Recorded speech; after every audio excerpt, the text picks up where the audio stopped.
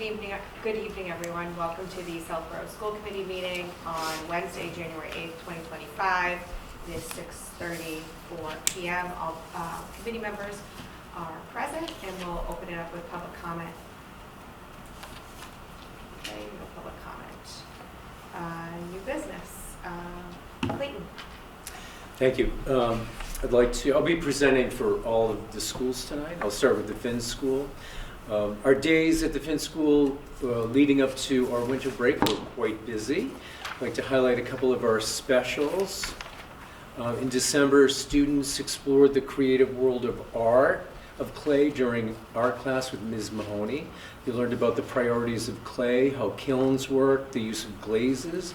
Together they examined cultural pottery pieces and discussed their unique elements and designs. Kindergartners crafted clay birds using texture plates and experiment with patterns and textures. While we don't have a kiln at Finn yet, there's a pause. Students learned how air drying can be effective as an alternative. First graders, on the other hand, created clay picture frames, transforming them into animals and adding textures with plates.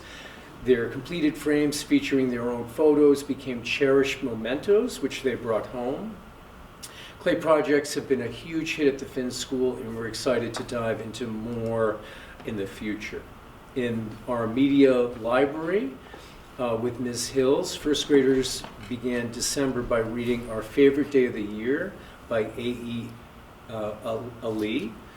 This story helps students discover that people's favorite days can vary widely, ranging from holidays to special family traditions, and reflect their unique experiences. This tied perfectly into our school-wide theme of celebrating the many different holidays of the winter season.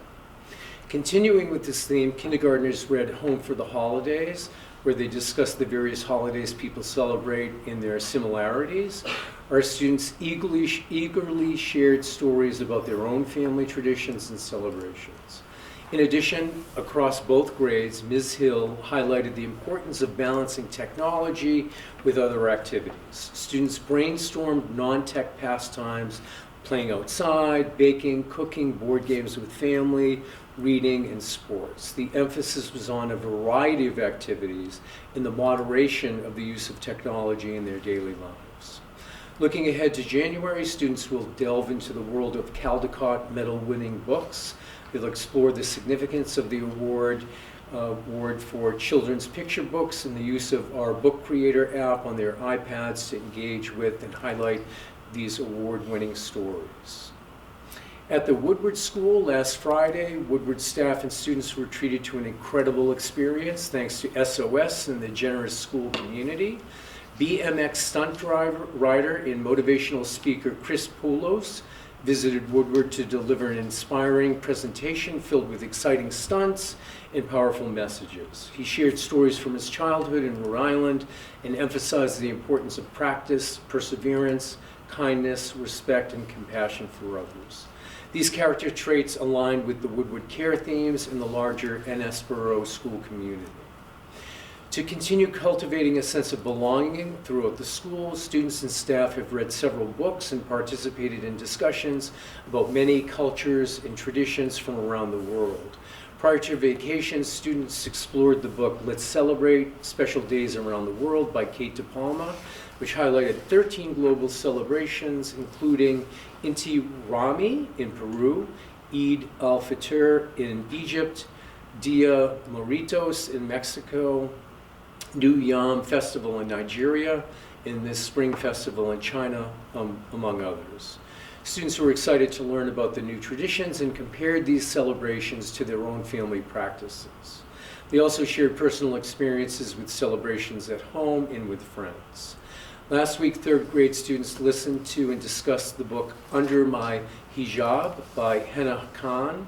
This beautifully written story explains what a hijab is, why it is worn, how it is styled, helping to clear up many misconceptions and promote a better understanding. Students also discussed how people of different religions and faith have unique practices around clothing and head coverings. Students had an opportunity to ask thoughtful questions and share stories about their own experiences with different religious practices that they follow. By encouraging students to share their personal experiences and ask thoughtful questions, these discussions promote understanding, empathy, and a sense of belonging and connection among peers. At NERI, Kathleen would like to commend the fourth grade students, their teachers, and NERI families for the generous donations to the Bay Path Humane Society. On Monday, December 16th, NERI students enjoyed a visit from their community liaison, Michelle Creel, who were proud to present all of the donations they collected for animals. This initiative was a meaningful connection to their Wit and Wisdom Module 1 in the texts, the circulatory system, and that love that dog, where students learned about the meaning of both the figurative and the literal heart. This initiative is also connected to their theme of belonging by connecting to our family, to our community, and supporting their needs. It was a wonderful experience for NERI students. An extra thank you goes to fourth grade teacher Kristen Ahern for leading this content community connection. Continuing with NERI, NERI is also thrilled to announce that they are preparing for the King Arthur Flour Bread Baking Assembly next week. This beloved program has been part of NERI for many years, and they are excited to welcome it back after a pause during COVID.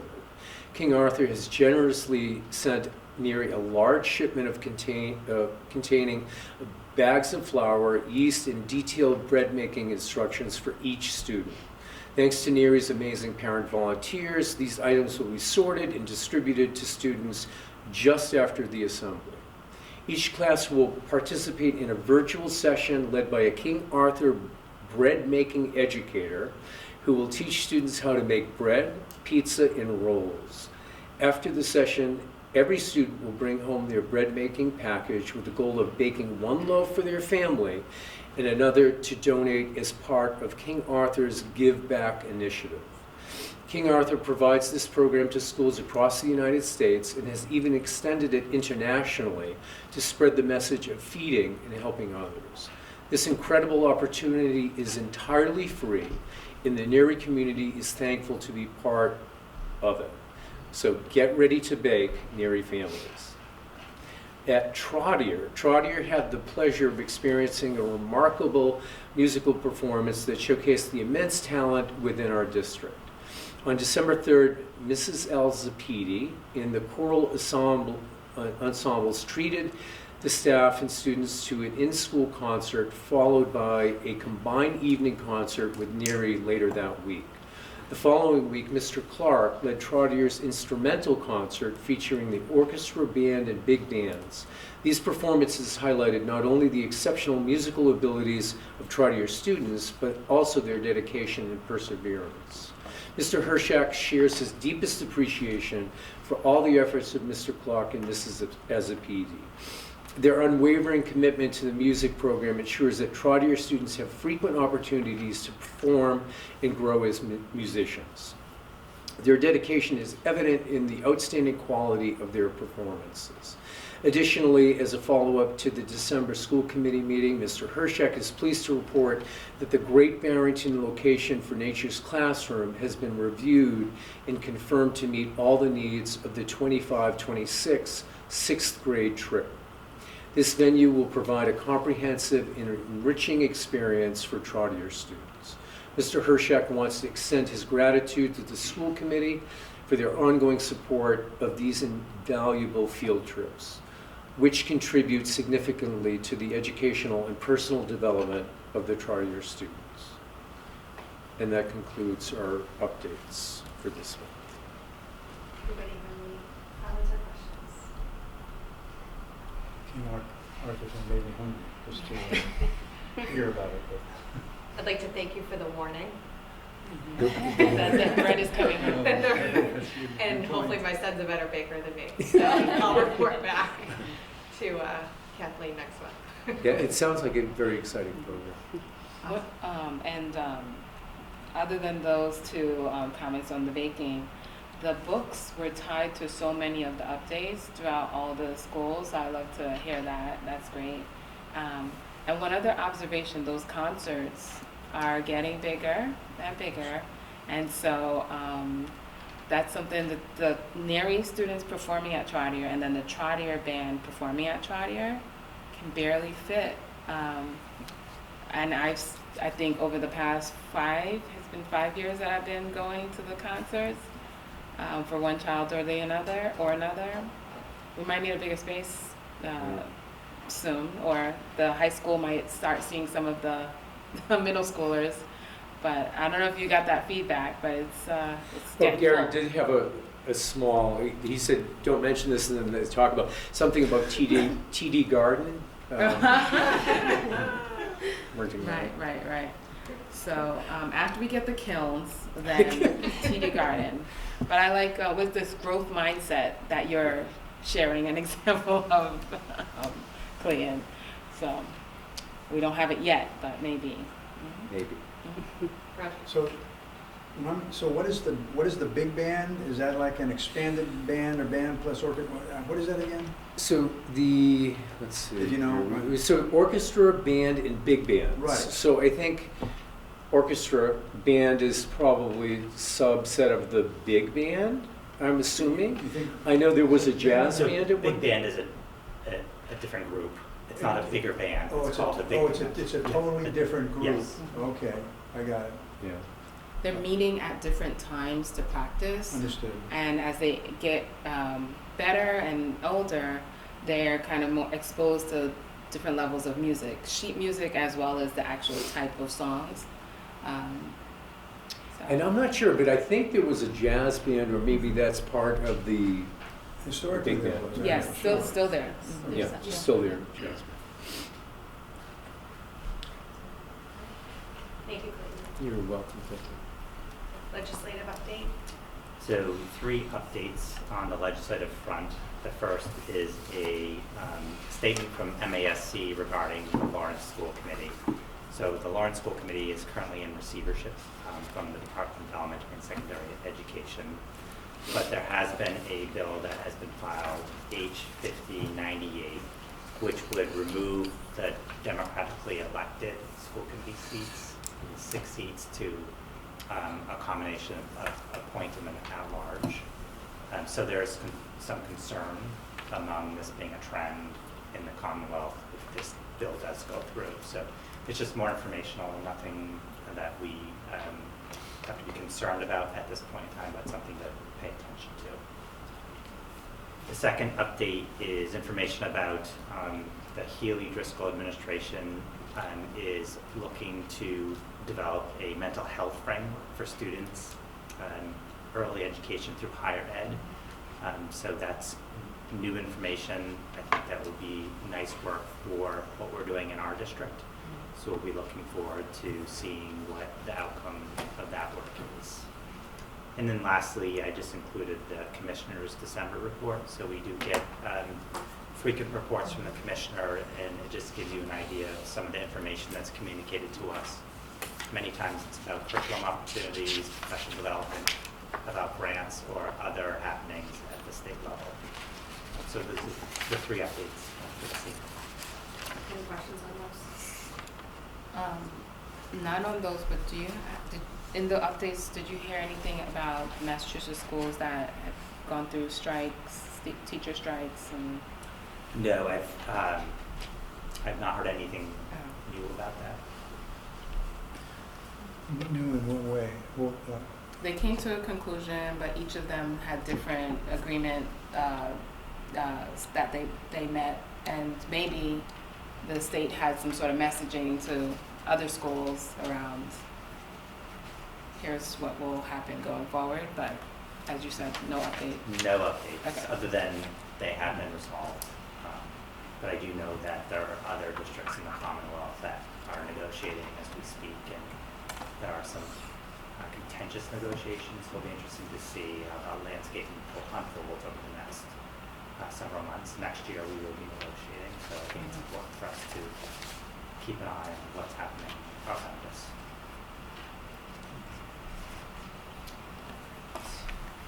MCAS presentation. Thank you. Thank you for the opportunity to present and to share an overview of our MCAS results from 2024, spring of 2024. Some of this will sound familiar to many of you, but want to just provide kind of context and framing. The purpose of MCAS and of our accountability system is to provide clear, actionable information for families, for educators, for the community, for the district, and for the state, so that we're able to direct resources to inform programming at all levels. MCAS, though, for us, is one of many sources of data. And so it's an important source of data, but we use it in the context of many other sources. We also, really try to keep in mind that our strategic objectives and our vision are sort of our compass or our guiding light. And we do feel strongly that if we're doing well with our strategic objectives, that we will see those results as well in our MCAS results, meaning that we don't live in a world where we spend our time focused on MCAS prep. We focus on providing the best possible education to our students so that they will be well prepared for MCAS or other assessments that they face. A couple of just updates. This year, or this past spring, was the first time that our 8th grade students took the MCAS civics assessment, which was in field test mode, which is sort of part of the process of the state rolling out a new assessment, which means that the students took the assessment, but it is not part of our accountability and not reported on yet because they're still in development phase. And it went well from the perspective of the teachers, and that will be part of our assessment process this year again. In 2024, our participation rates remained high, and you can see 99% in ELA and math and 97% in science, technology, and engineering. Question? Go ahead. Did we volunteer for the field test, or did the state select us because we're? Great question. So the phase before field test is pilot, and in the pilot phase, only some districts participate, and we were not part of the pilot. And I don't think it was on a volunteer basis. Like, I think districts kind of get tapped and said, voluntold. Gotcha. The field test is statewide. Everybody in the state participated in the field test. Okay. So related to participation rates, what causes the rate to differ from, for example, everything is high, right? Yes. So you got science is 97 and the other two are 99. They're given on different days, Okay, so it so could it's be just- as simple as just, and there are makeup days, but it sometimes can be just the circumstances of, Okay. if it's closer to the end of the window and then the makeup day and a child is sick for X amount of time or out of town, they might miss the window or. Not a commentary on the topic itself. No, I think more happenstance would be my guess, but I'm not sure. So with this slide, I just wanted to remind us of who our students are. And something we've talked about in many different contexts, but really celebrating our increasing diversity, both in terms of race and ethnicity, and also in terms of what DESE refers to as our special populations. So you can see that in many of these areas we have growing numbers, and that is part of kind of who we are as we look at these results. On the MCAS, there are two different ways that we're going to look at the results, and one is in terms of achievement levels, and the other is in terms of growth scores. In terms of achievement levels, for every test, there's a scaled score, and then the scaled score, a student falls into one of 4 categories, which you can see here with not meeting, partially meeting, meeting expectations, or exceeding expectations. And we often look at the results as the percentage of students who are meeting or exceeding, We also break them down by specific categories, but for our purposes tonight, I'm going to focus on achievement levels as the percentage of students who are meeting or exceeding. So first in English Language Arts, and this is a picture of some of our students preparing for a Socratic seminar. So I just included that so we can see the work that happens in the classroom. So first I'll just walk us through what we're looking at. These are ELA grade 3 through 8 achievement levels. So what you can see right now is grade 3 for 2022, 2023, and 2024. And the colors correspond to the levels that we just talked about, with exceeding blue, meeting green, not partially meeting is orange, and not meeting is red. So we've got 4th grade, also 3 years worth, 5th grade, and so forth. One of the things I think that's important to realize is people often talk about the change from 2022 to 2023, for example, in grade 3. And it's important to remember that those are different children, right? Your 2022, let's say 5th graders, are your 2023 6th graders, who are your 2024 7th graders, with possible move in and move out. But those, if you want to look at cohorts of kids, you need to go across the grades. There is, something to be learned from looking year to year at a single grade level, but it is important to recognize that. Overall, statewide, ELA results were down, and this is something that was quite consistent across the state, and we mostly mirrored the state trends with slightly lower achievement in most grades. You can see that in 6th grade, we actually had a bump up in achievement. So, it's not an exact matching, but in general across the state, ELA results were lower. Could? Yep. Yeah. So just take the grade 3. I'm just trying to understand. So if I look at the bar in 2024 and I see the exceeding expectations segment is smaller. Yes.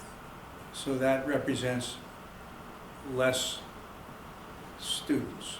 Exactly. So Okay, in that particular category, so a smaller the meeting percentage. expectations grew, okay, and it looked like it might have actually taken away from the exceeding expectations because the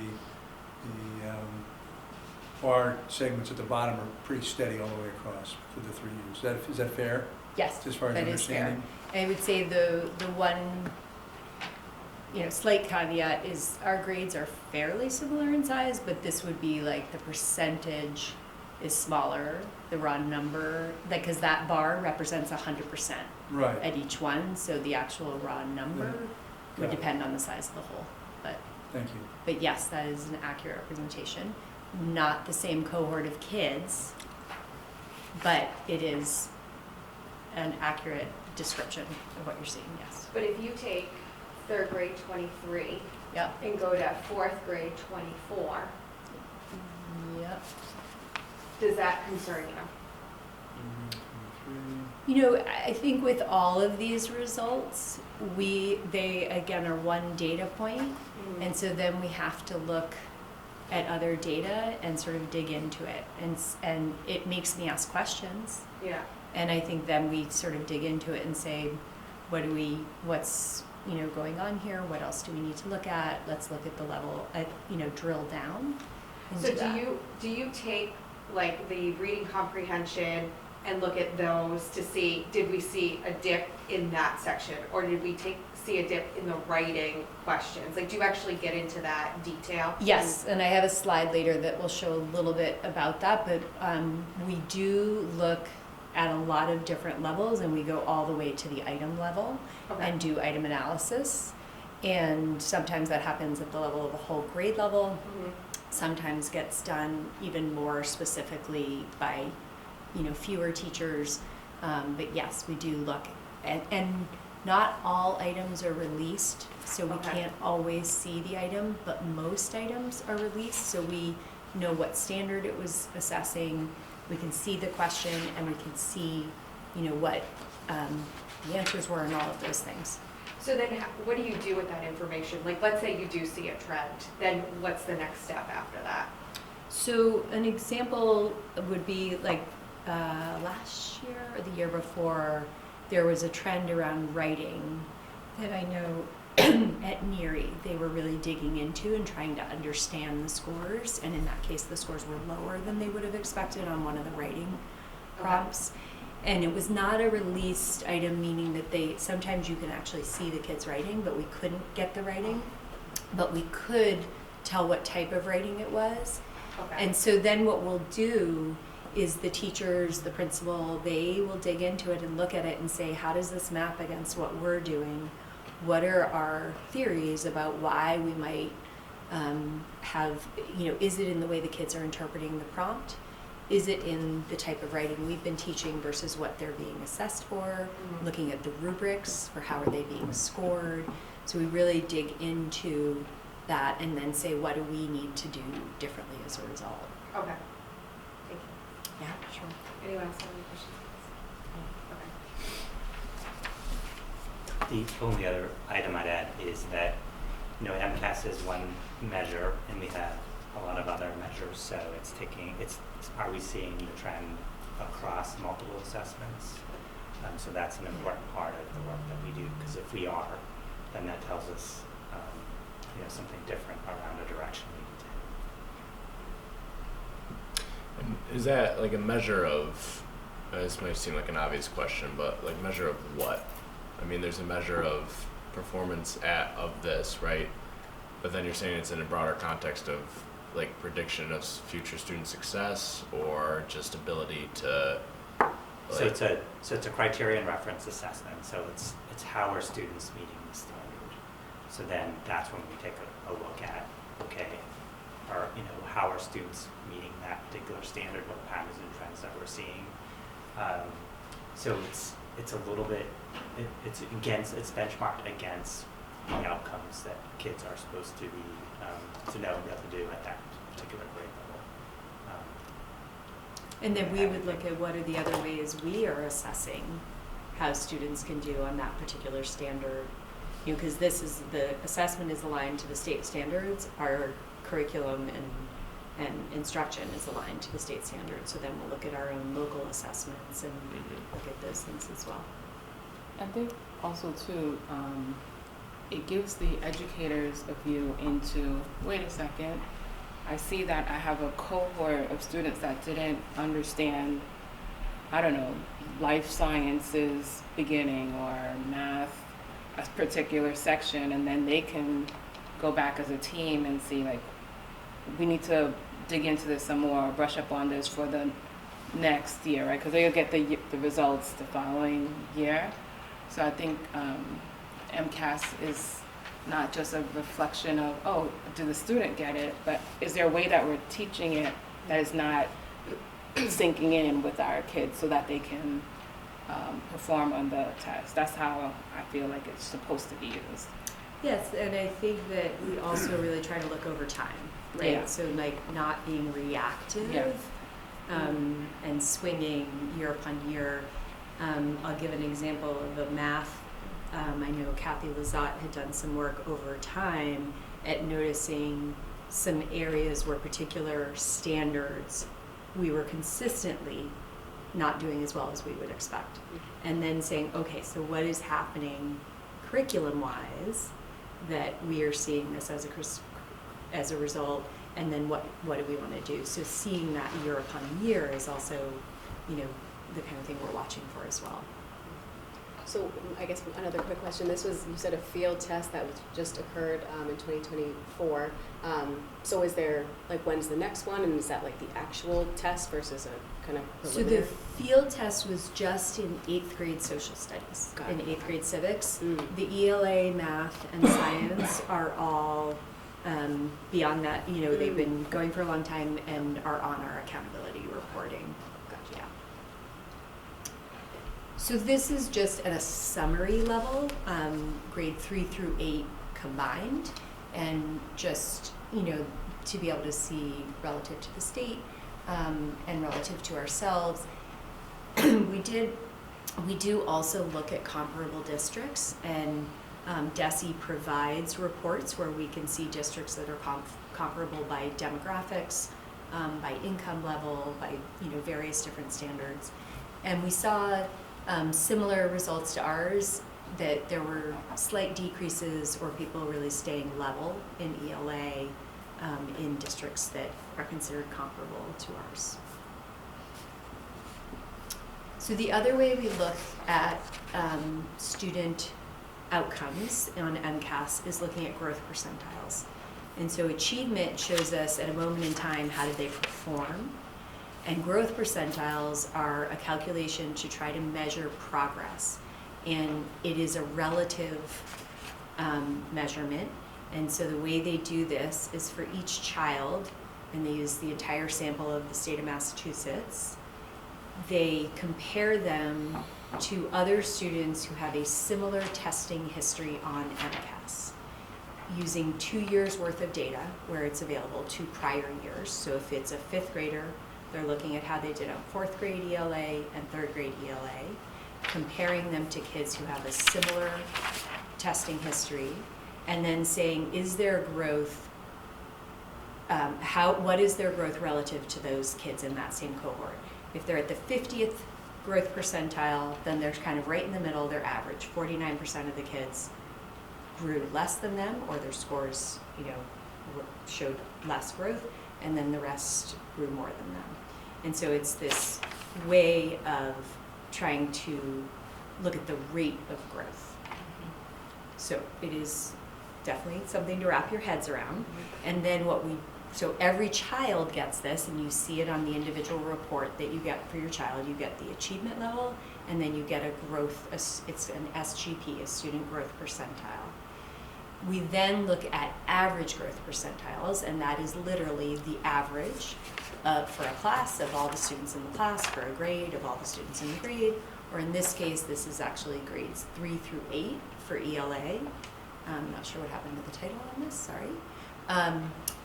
This graph is showing the SGP, the student growth percentile average, across the x-axis, and we're right in the middle.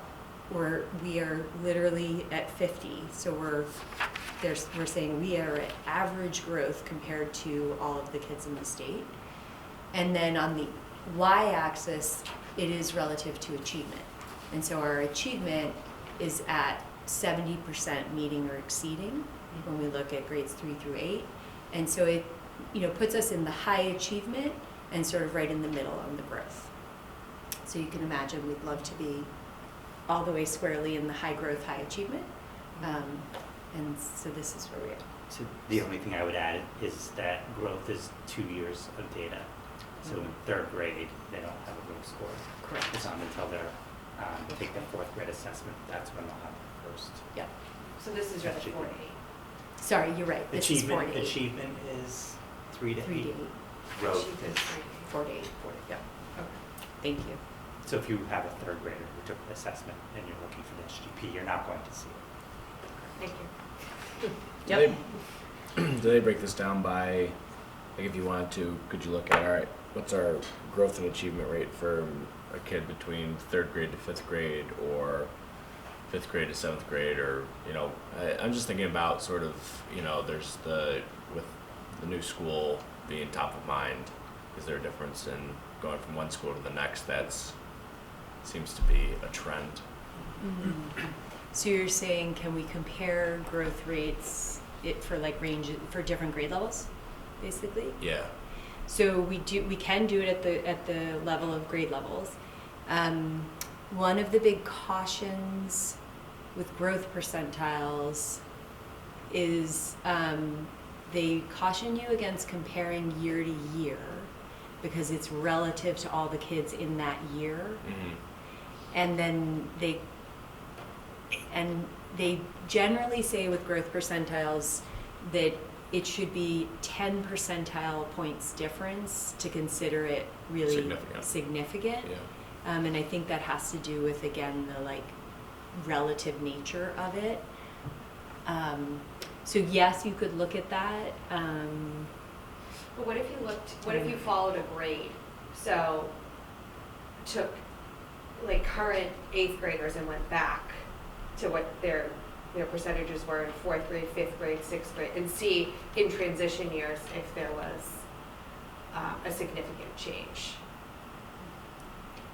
Is that where you're getting at?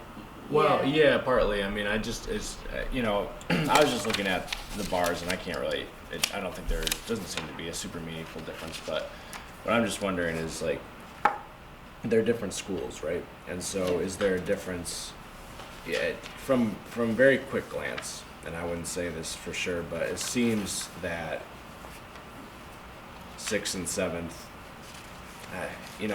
Maybe if I I was looking at exceeding expectations. Maybe if meeting and exceeding together, it's about the same. But I'm just wondering if there's any sort of, if you could draw any sort of correlation between the different schools and performance, or at Chelsea adds another wrinkle. Is their performance impacted by having a transition, and therefore you could argue additional transitions would be potentially negative. But that might be cutting the data a little bit too finely from what you just described, at least with this metric. I mean, I think it's something worth looking at. I think that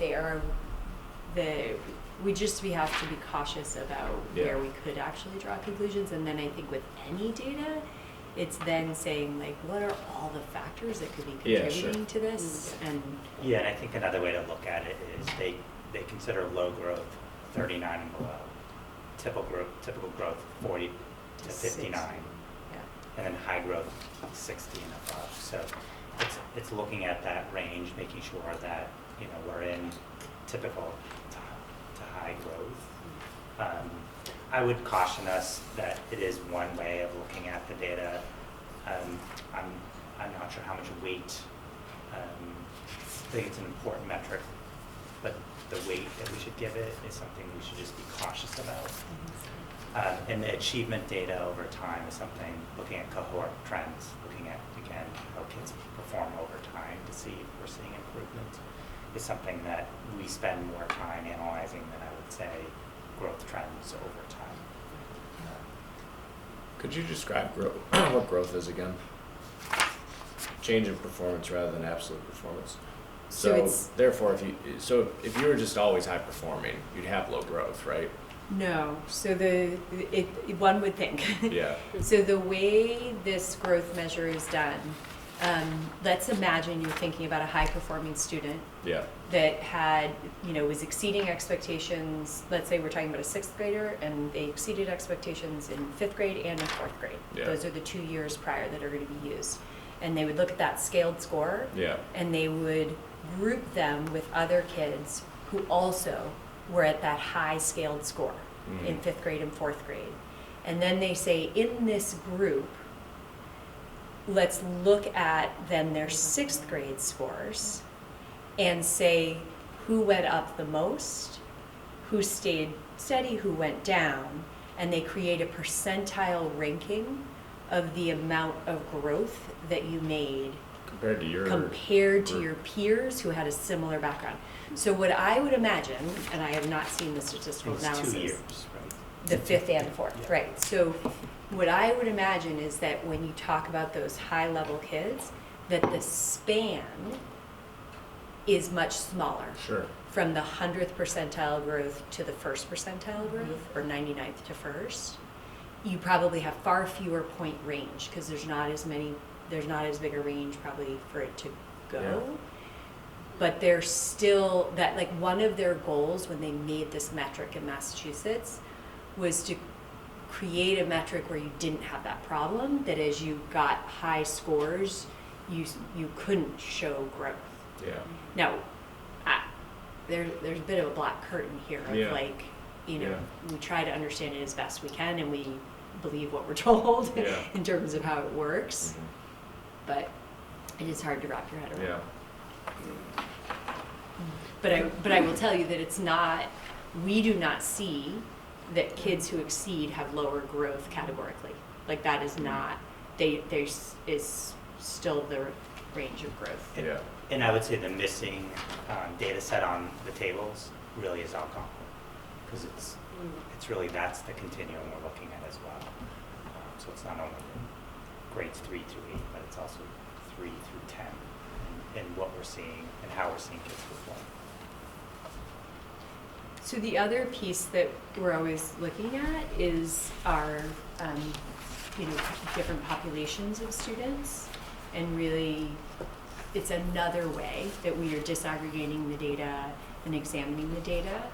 And again, thinking about both their achievement and their growth. And I think, one of the patterns that we see is that, like if I take as an example our low-income students, what you can see in this chart is that if you look at the low-income line, 39% of our students were meeting or exceeding who are low-income students, as compared to 73% who are non-low income. So we have, a significant achievement gap there from low income to non-low income. When we look at their growth, low income students have an average SGP of 42, which is in that average growth range. And our non-low income have an SGP of 51, which is also in that. So there's not a huge gap in the rate of growth. But in order for us to close the achievement gap, the low-income students would actually have to exceed their counterparts.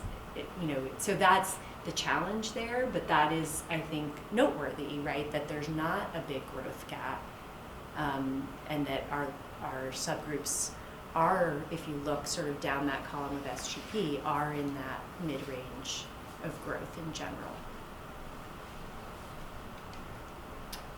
So I'll just go through some of the same data for math. And so we've seen this before, so I'll just share. In math, statewide, the state saw improvements in third grade and then relatively flat results in other grades. What we saw was that most of our grades were plus or minus 2% in terms of meeting or exceeding, so that would also be pretty consistent with the state. Where we had differences that didn't exactly mirror the state, but we also saw some of the results a little bit up, some of the results a little bit down by grade level. And then overall, if you're looking at your packet, I think this is the page where I might have had an error. That 2024 district number should actually have been 74 as our percent of students who are meeting or exceeding. And I think it's down as an 83. So that is, I apologize for that. And again, in comparable districts, it was sort of a similar story when we looked at the aggregate third grade through eighth grade math achievement, that there were slight increases and slight decreases, not one consistent trend in the state and not one consistent trend for us. In terms of growth versus achievement, this is again that third grade through eighth grade for achievement, fourth grade through eighth grade for growth. And again, we are in that high achievement category with 74% of our students meeting or exceeding, and our overall average growth percentile is 45.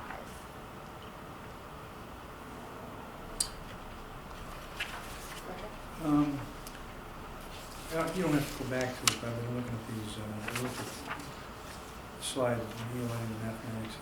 It's this, the aggregate 3 to 8 achievement for the 3 years, the 2022, 23, 24. So 2 questions. A comparable district, what does that mean again?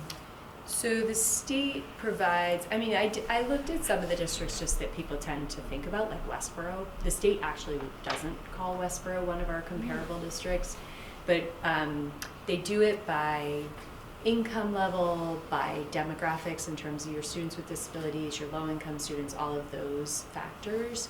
Do you agree with the way that, would you generally agree that the way the state does it would make sense to you, or not necessarily? It just is what it is and you have to live with it? It's actually, there are 2 different places where they do it, and they don't even do exactly the same towns on the 2 different places, but I do generally agree.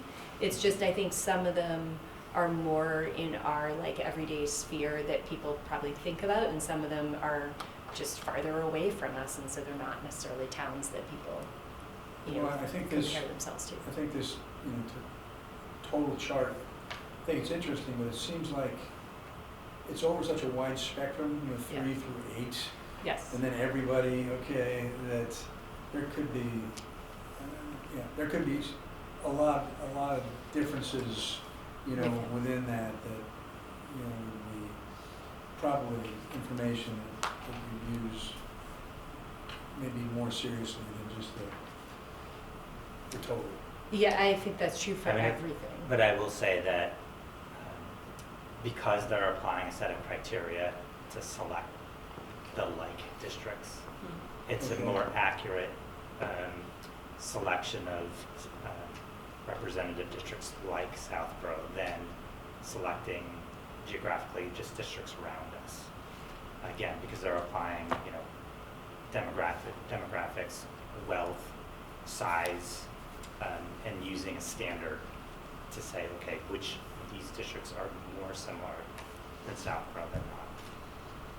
But the other thing you were saying, Roger, I think is true, that when we look 3 through 8, or when we look, at these large averages, there's so many stories within that story. One district could be very different But we in the can way look.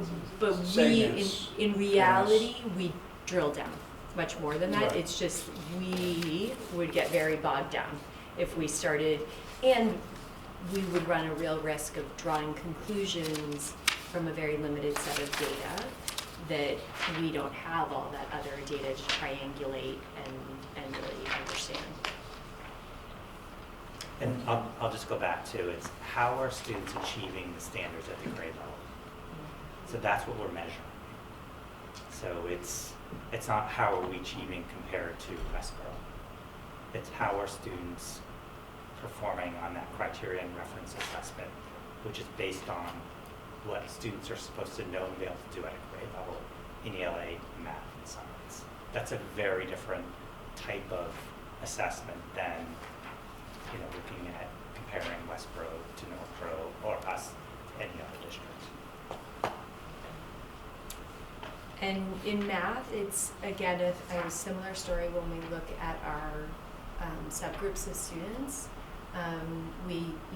Looking at achievement and growth, I'll use the same example of low-income students. So you have 42% of low-income students meeting or exceeding, whereas 77% of non-low income are meeting or exceeding. So, and we could do the same thing with students with disabilities, with high needs students, which encompasses a few categories. So that's something that we really, are focused on. How do we close these gaps? The student growth percentile for low income students is 42, and it's 45 for non-low income. So that's, that is essentially, almost the same rate of growth, which is great. But we need to say, how do we accelerate the growth for our students where we have this gap of only 42% of our students meeting grade level expectations? In science, Average scale score again, you probably explained it, and that's like the score that then puts you into one of the 4 categories. all right. So they go from a raw score to an average scaled score to then being put at one of the 4 levels.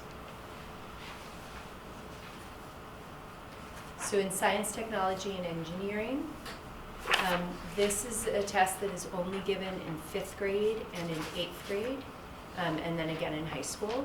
It is cumulative, so the assessment that happens in 5th grade includes standards from the previous grades, and the same thing for 8th grade. So it's really assessing 6th, 7th, and 8th grade standards.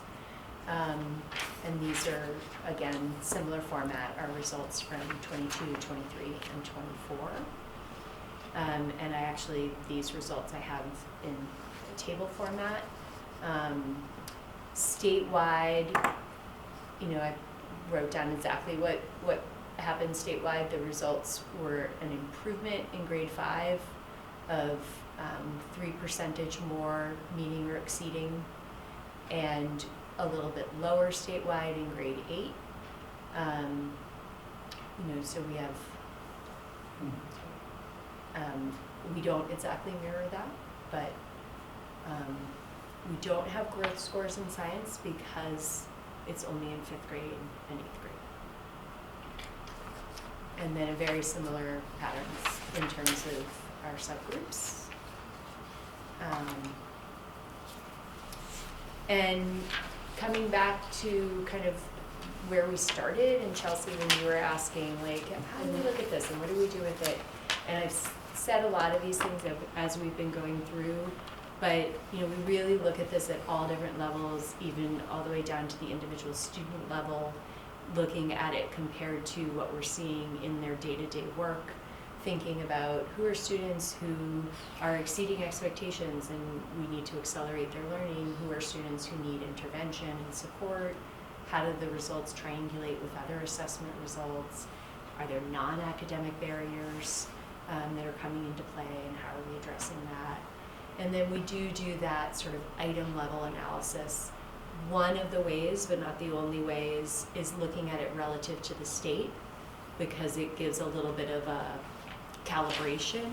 And so this is a graph where the blue line this is a 5th grade ELA. I just picked one. And the blue line is showing us our school's average percent correct per item, and the black line is the state. And so we'll sometimes look at it and we might find places where we say, wow, we really far exceeded the state. You know, what was that? And then we might look at another item and say, oh, we actually did worse than the state on this. What was this item? And all of the things that we talked about before. And each item is aligned to a standard. Mm-hmm. So it gives us a sense of, okay, what's the standard that this question is measuring? But also it's important to note that not all questions are created equal. So the point value is different. So for example, you could see a dip, but it might have been one question for that particular standard. So it's not a real good sample of that standard and students' understanding of that topic.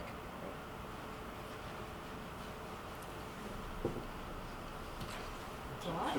So I want to know who is asking whom the question in that picture. Mr. Ryan might know. Who's asking whom the question? I'm sorry, what's that? He said, who's in charge in that Who's particular asking picture? whom the question? Oh, yeah. Some of our first grade. I know we kind of did Yeah. questions throughout, but does Yeah, anybody no, that's great. have That was any much more efficient. other follow-ups to anything, or any questions for Stephanie? I guess just in understanding, you know, obviously these assessments are from 3rd through 8th grade. So what is it the same team? So I'm thinking of that transition when you go then from middle school to high school, and how is that the continuation of like tracking? Does that just like continue? Is it like the same people that are evaluating students over and like cohorts over a period of time? Like how does that? It's a great question. One thing that's really supporting that is Analytic View. Now with our Analytic View dashboard, we can see an individual student's MCAS history in their profile in Analytic View, so that whereas a high school teacher in the past might have not have had access to that historical data, they do now. So that's something that is more readily accessible to us, and I think we're still working on like how are we using that, you know, now that we have that sort of accessible. There is a lot of work that is done though in the transition from school to school, and I was in a meeting today where the placement process of placing students into courses and the sort of collaboration between high school departments and middle school departments, there's a lot of communication that happens as well. I think also connected when we talk about curriculum, teaching and learning, and this concept of coherence over time. So, you know, the work around, you know, ELA at elementary level leading to the middle school, which is connected to the high school. So we're looking at this coherent approach to teaching and learning and curriculum resources that really run, you know, create a through line for students as they progress through each level. Thank you, Stephanie. Thank you very much. Clayton, I apologize, I forgot to tell you you can leave. I'm sorry? I forgot to tell you you can leave whenever, I mean, Oh, you're no. more than welcome to stay, but Oh, whenever you're thank ready you, to, thank you. we're gonna have a great discussion about the action plan and then transportation, but. Okay. Thank you. You Enjoy the notice rest of she your said evening. tell you to leave, not invite you. Thank you. Right. Action plan progress. Sure, so just a few updates on the action plan. The first is that we continue the theme of belonging to our 10 schools. So that is work that consistently is implemented at faculty meetings, building community partnerships, providing opportunities for the community to engage in the work in our schools. So that theme continues to be front and center. On January 29th, we have our second wellness day of the year. So as part of the action plan, we had a comprehensive professional development plan.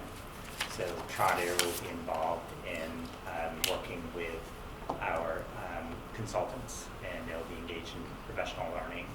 Neary already participated in that learning at the last wellness day. And then lastly, actually two more updates. We're meeting as a leadership team for our kind of midwinter review. So it's when all of the leaders get together and we spend time looking at our data, whether it be assessment data, discipline data. We talk about patterns, trends, and next steps, so that will be taking place this month. And then lastly, the 5th grade this month is implementing the anonymous reporting tool, say something to 5th grade. So I think the communication to 5th grade parents is going out this Friday, and then we have a plan to teach students how to use the tool. So that will be launched and implemented by the end of the month. So those are some of the updates around the action plan. Is there an opt-out on that? There is. So Okay. yes, so it's part of the communication to families. Okay. And also when a student goes to submit a tip, there's also a question that's asked, you know, do you have parent permission to submit this tip? So it's built into the application. And did we have to do a re-rollout for middle school So for this, or we're so fine? what we did not realize entering this year was that the application wasn't available in grades 4 and 5. This is the first year Okay. Sandy Hook Promise actually made it available. So nothing changed from 6th through grade 12. It's just been a little bit slower because they are also releasing curriculum materials and kind of creating the process as we move forward. Okay. And entering 6th grade, was part of our process anyway, so the 6th graders have already been trained for their. Correct. Okay. Okay.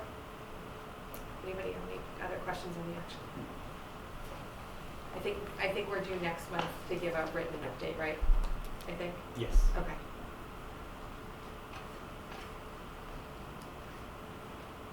Transportation, good discussion. So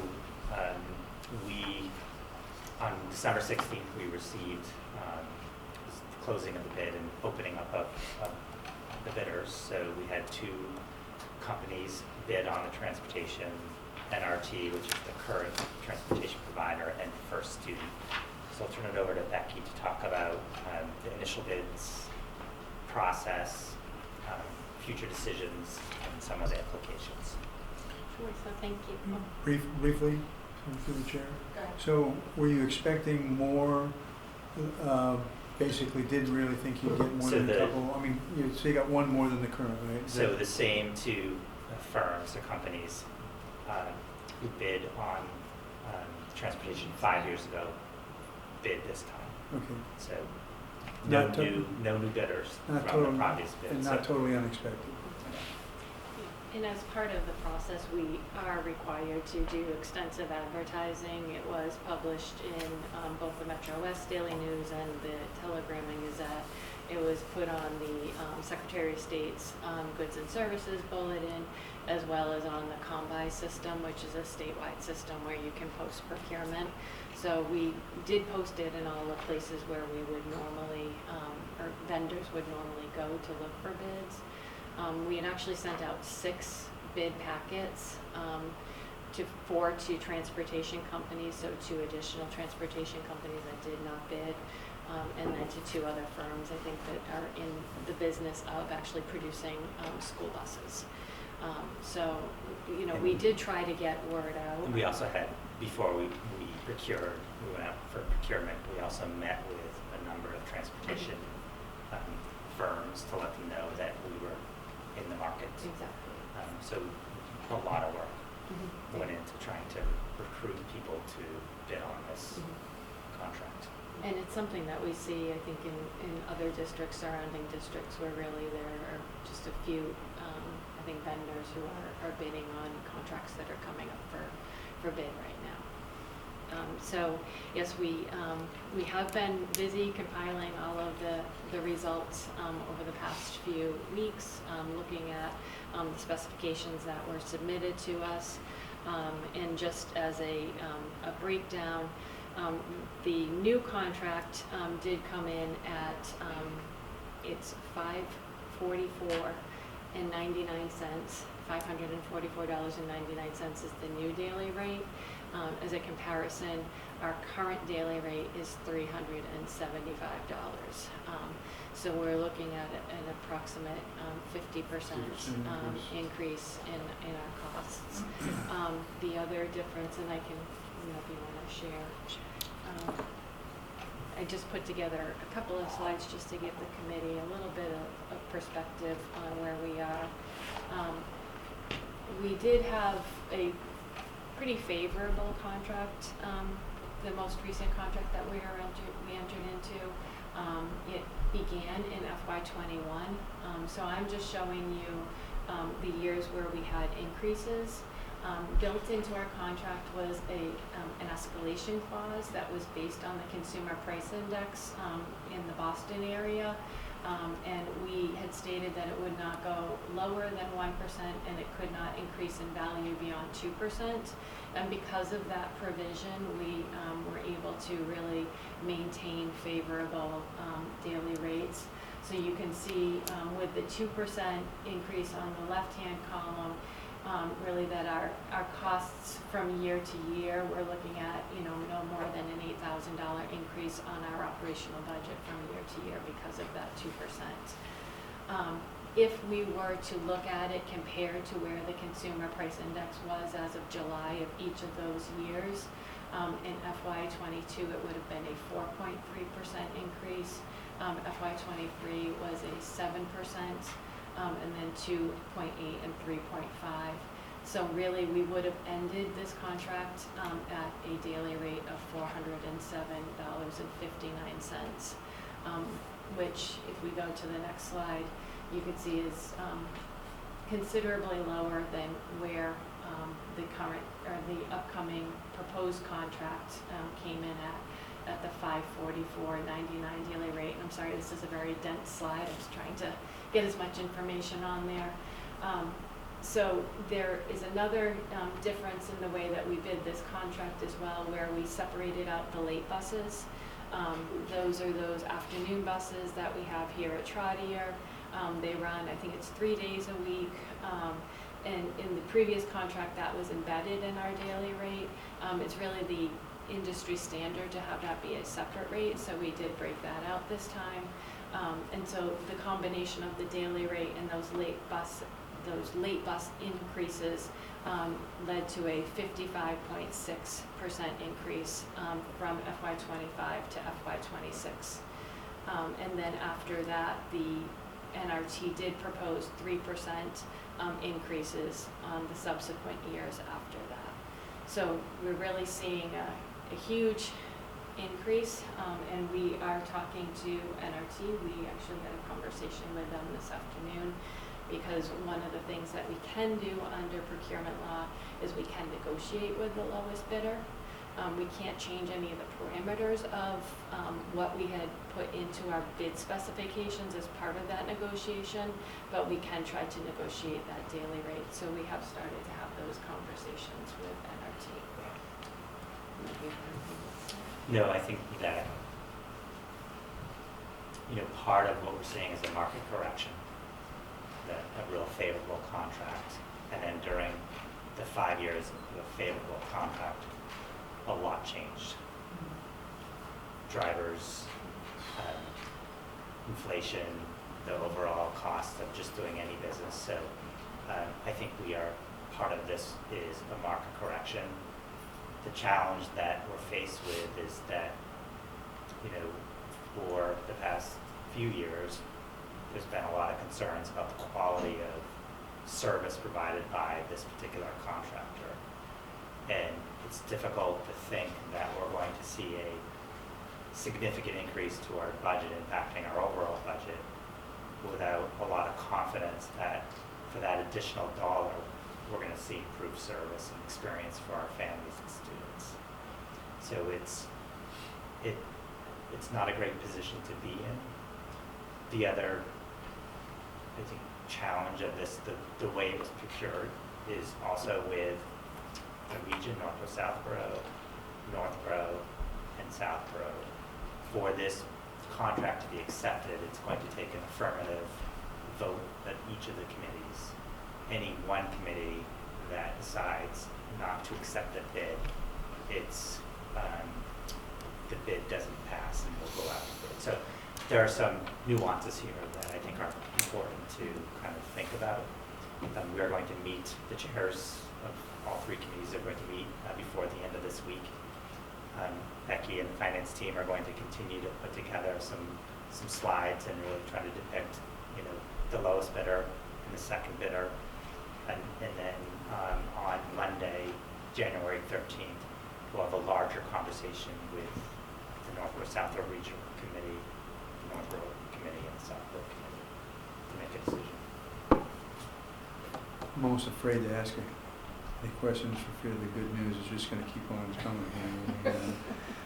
But, and these, all right, I have two questions, and they're really not all that relevant in some ways, but how many, because we are where we are, how many, do you know how many transportation companies there are in Massachusetts?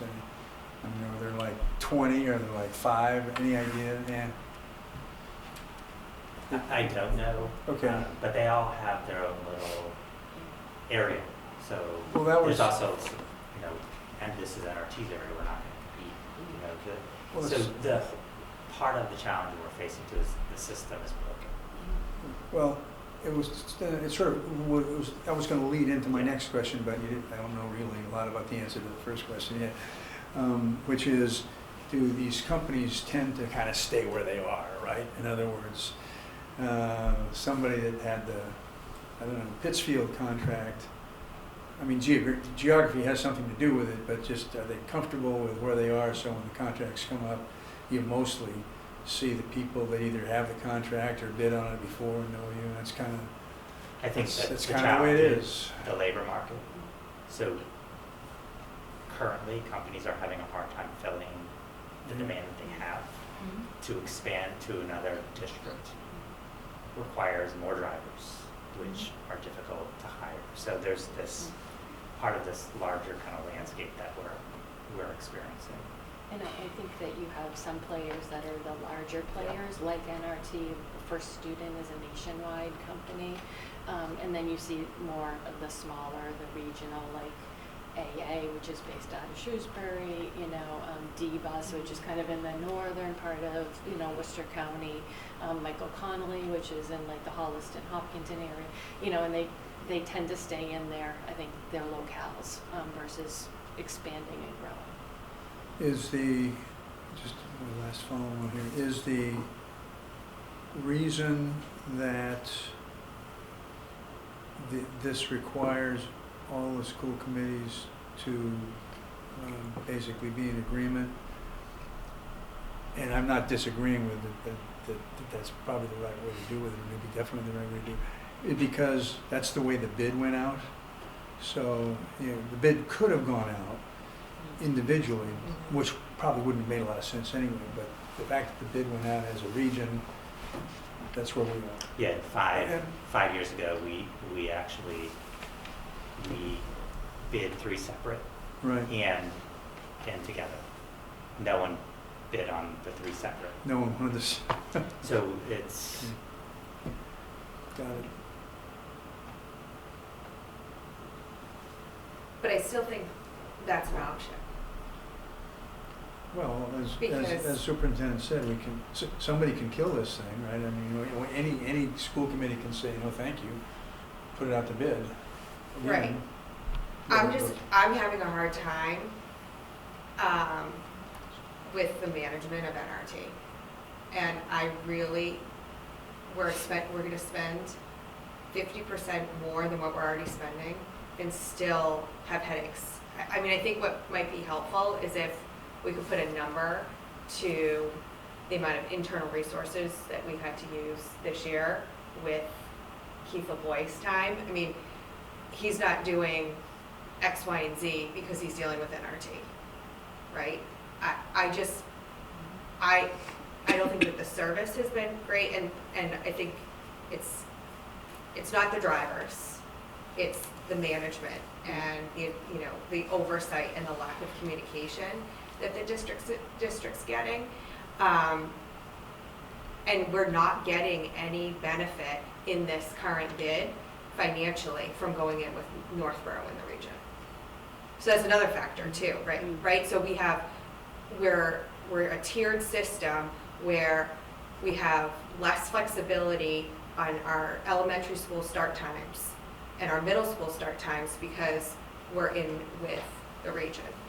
Well, do we know that we're not getting any benefit from aggregating them? so I will share that the benefit from this, the difference between this contract and the prior contract is that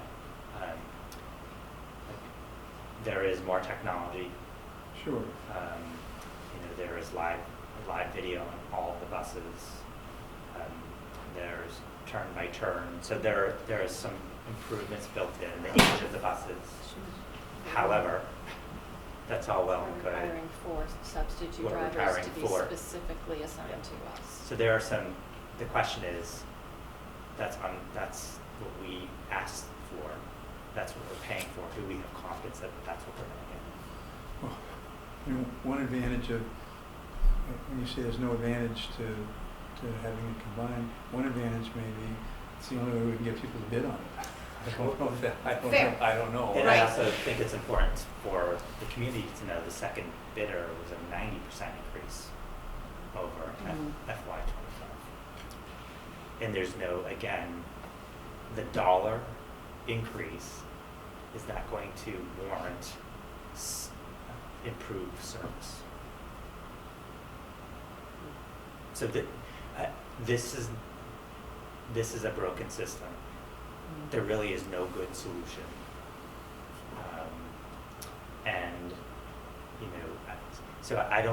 I think we have to think long term. I think we have to look at 3 years and then we have to think about the next, what do we do? Because we can't keep doing what we're doing. We keep talking about that. If the system is broken, then our option is to continue with the system or create our own system. and get into the transportation business.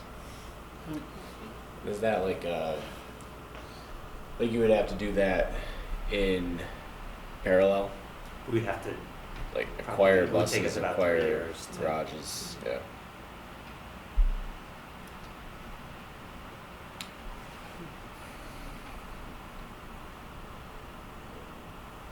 The cost is jarring, Mhm. yes. I mean, even if we wanted to go with first student, we can't swing that financially, right? Like that's just not I mean, reasonable. you're also not guaranteeing they're going to be any better than an We're RT. not. That's I right. mean, yeah. What about the state? Like, what about something that helps to cut that cost? Well, and also, is that even reasonable that they can bid such a high differential like that? I don't think there's anything in procurement law that that regulates that. and I don't think it's also the market's changed. So it's not that they're now saying we're the only player, we're the only company. It's a lot of conditions have changed from 5 years ago when we did the current contract that we have. So some of it's a market correction, and that's kind of the analysis Becky's doing. And then I think some of it's just a broken system that we have, that we don't have 5 vendors that we're selecting from. And the region's increase was higher. Yeah, so Correct. the region's increase was a little under $1 million to the budget. In the new bid with the, do they report back that, yes, we will meet your request for technology improvement? They did do that? Okay, it's in the, okay. But you, there's no, I mean, let's just say they show up like, oh yeah, you don't have cameras, sorry. It's like, well, there's I mean, nothing you can do. Oh, it's like, we've been doing business with this company for 5 years. Mm-hmm. Are we thinking that next year, all of a sudden, how many promises have been unfulfilled this year? Next year, all of a sudden, because we have a new contract, they're going to all be filled. So I think that's one of the concerns. We have to know what we're signing up for, and being realistic about what we can expect. So part of the work we could do, obviously we have to move forward and think about transportation for next year, but legislative advocacy, that is something that will be important for us to do around offsetting some of these costs at the state level for regional transportation. So if you're not a regional district, you don't get an offset. Thinking about, can we partner with other cities and towns around creating our own bus system? Right now, the law prohibits them. So there's some things that are built in that prohibit us from doing some things that I think would be beneficial for us and the students and families. Chelsea, are you up for doing that? So we have our local state representative, Kate Donahue, we have Framingham state representative, I don't know if she's a state representative, or for a particular district, Priscilla D'Souza. I know Kate Donahue, I don't know. Do you have? I should share her contact Okay, info. that'd be great, thank you.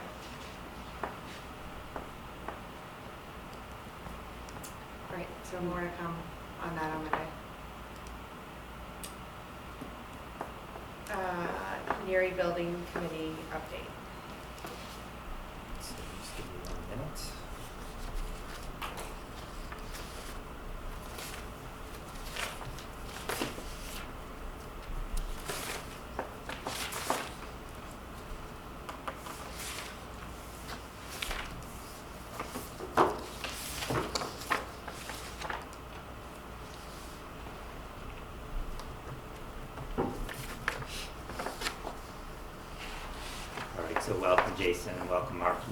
on the big screen.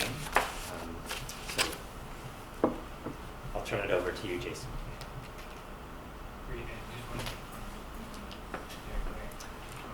So, no, so we have in attendance Roger and the two of you.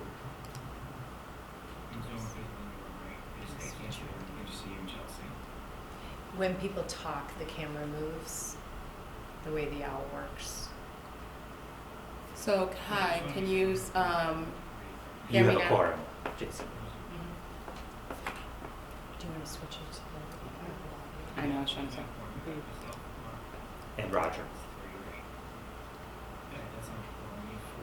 Okay, thank you. So Jason, we're just trying to figure out the Hold on one speaker sec. system, and we're also trying to figure out that if maybe when I begin speaking, as you can see, the camera is going to expand, and you can see more of the room. Are you seeing that? Because that's what we're seeing here as well. I can Oh, now that's see Roger much, and part much better, Molly. much better. And then I have Greg in another view. Yes. Is there an issue, since this is going to be kind of a presentation on the overall project, the fact that the fact that we have some kind of subcommittee quorums, communication and sustainability, No. That's not an issue, okay, We're posted for the full group, got it. so we just don't have a quorum in that group, so I think we should be fine. So let me know when your audio is good and I will We're good. start. That's good. We're good. We are good. All right, thank you. Well, I appreciate the opportunity to come in tonight, and obviously I'm joined by Mark and Roger. You have in person with all of you. As you all know, we are headed into a very critical 4 months for the NERI project, and we think it's important that we get in front of as many boards and committees that have a interest in this topic between now and the important votes that are coming up in May to provide updates, realizing that there are different member groups that watch each meeting and candidly different topics that folks are interested in as part of these discussions depending upon the user group that you may represent. And I think the important parts that we wanted to cover with the Southborough School Committee were twofold. One, where we're at and what we're doing currently. 2, what to expect in the next 30 days. And then 3, what we could use some help from you on. So the first is we are finalizing the schematic design process. As part of the schematic design process, there's been extensive discussion with the school administration and a select group of educators on a very regular basis with our design team as they formulated the more formal design of the building that will ultimately be used to cost what we bring to town meeting. As part of that, there's been very fluid discussions on flow of the building, how many rooms of each size, what type of rooms, the adjacencies, and much more minor items that those that are watching this process on the periphery may not care too much about, but those that will be using the building on a daily basis certainly care a lot about, and we've been making sure that that's all been taken into account. In terms of, I'll call it items of discussion that are still ongoing, is we are looking for space for an additional art room. That was not in the initial design, but as it was flushed out through the schematic design process, appears needed and has been advocated for by the district. We're looking at a bunch of different avenues on that, and as a work in process. We've also had extensive and differing views on the size of the gym and what the gym should be able to accommodate.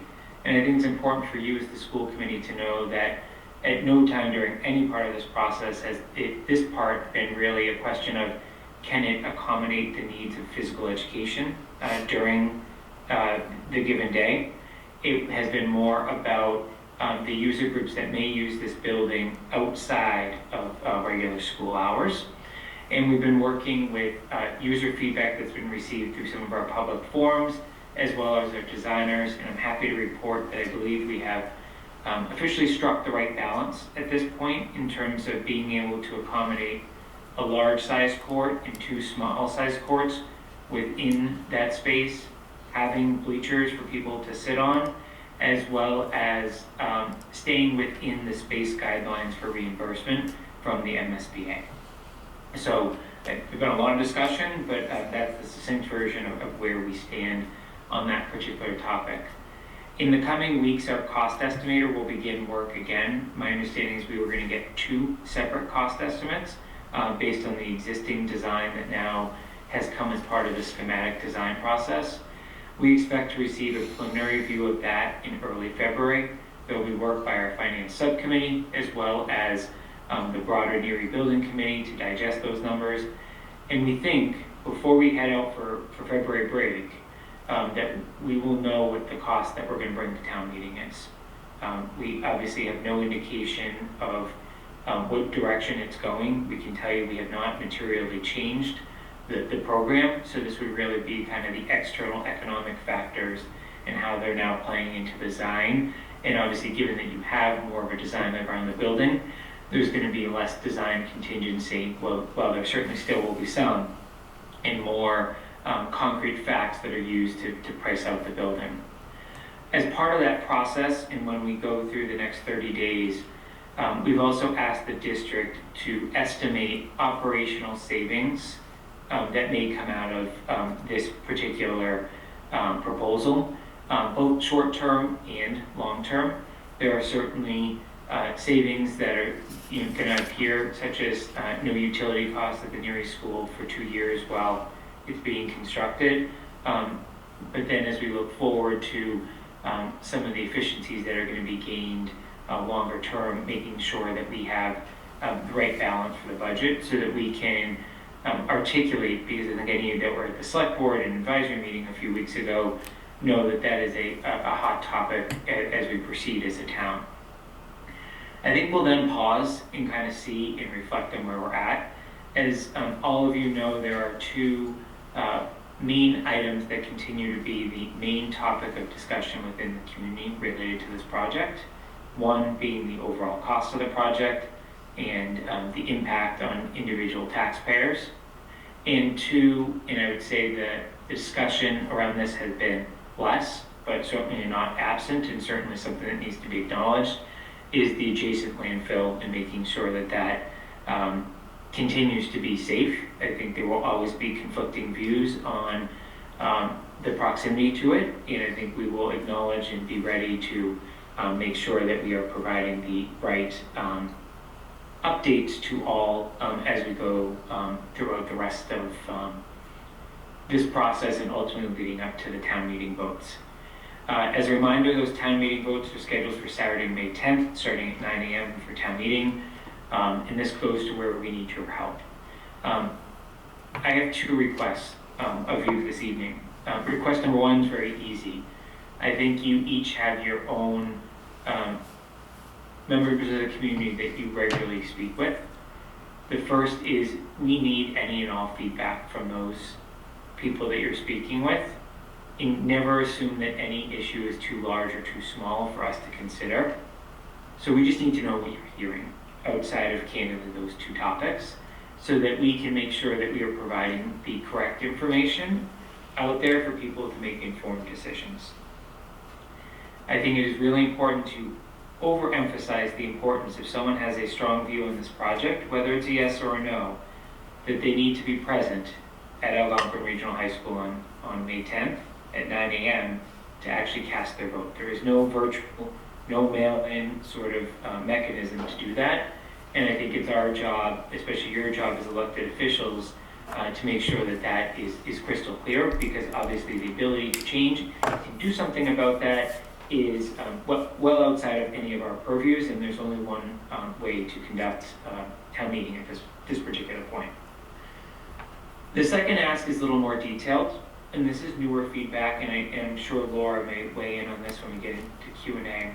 As we have started to have conversations with, I'll call it, our members of our community that have either elementary school aged children or children that have not entered the elementary school.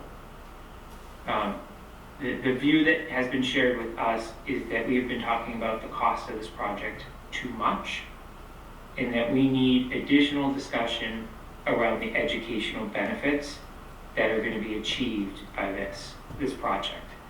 I think you all know that the superintendent and the assistant superintendents that are at the table or around the Zoom have done an amazing job at articulating that in some of the prior sessions.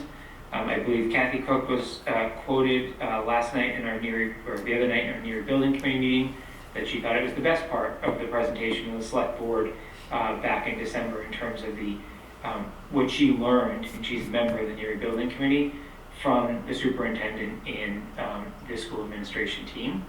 I would ask that you as the school committee memorize that message, advocate for some of the videos that have now been recorded around this message, and think of ways to double down on the message and help expand and provide feedback around that messaging, because I think that is a part of the process that has always been core to how we've been designing the project, but potentially muddled with some of the other factors that we've had to consider and will continue to consider.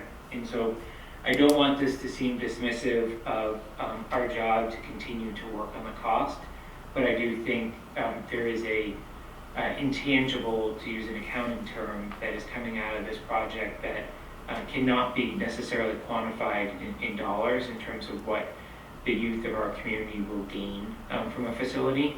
And I think you all heard it there at the select board meeting, some of the questions we're getting on, I think we all know the quality of the educators that Southborough attracts, in what type of building do they need. And I think there were some questions about, is it really the building, is it really the staff that you're hiring in terms of the education we're delivering? And I think we all believe it takes both to make sure that we are providing the right environment for both the staff and the students to thrive in, and then of course, the ability to hire top-notch educators and give them the right environment to teach in continues to be paramount. So that's what we're working through. That's what we're listening to in the community. You'll see that we've posted some open office hours starting as early as Friday. We're going to have evening open office hours. We're going to have weekend open office hours.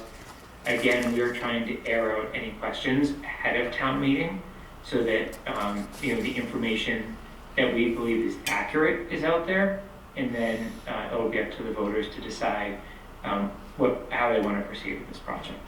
So that's my brief summary. Happy to take any questions or comments. Hi, Jason. So one question was around the solution found for the gymnasium. Are the bleachers collapsible, foldable, removable, or are they ones that just stay open? My understanding is they're collapsible, so they would push in. Okay. Can I go some other questions? Yeah. For the vote day at the high school, this is not your responsibility, but are you nudging the leadership to have the electronic buzzers available, or are they leaning to just sticking with the color scheme? Really good question. So that falls within the town clerk's purview. Yeah. Anyone that knows Jim Haggerty, he takes a lot of pride in his job, and he has already made multiple visits to Algonquin, is my understanding. I wasn't, but my understanding is he has scouted out, ordered chairs for the gymnasium even, and there's been a lot of logistical thoughts that have gone into the overall preparation for the meeting, one of which has been the clickers and making sure that they are working.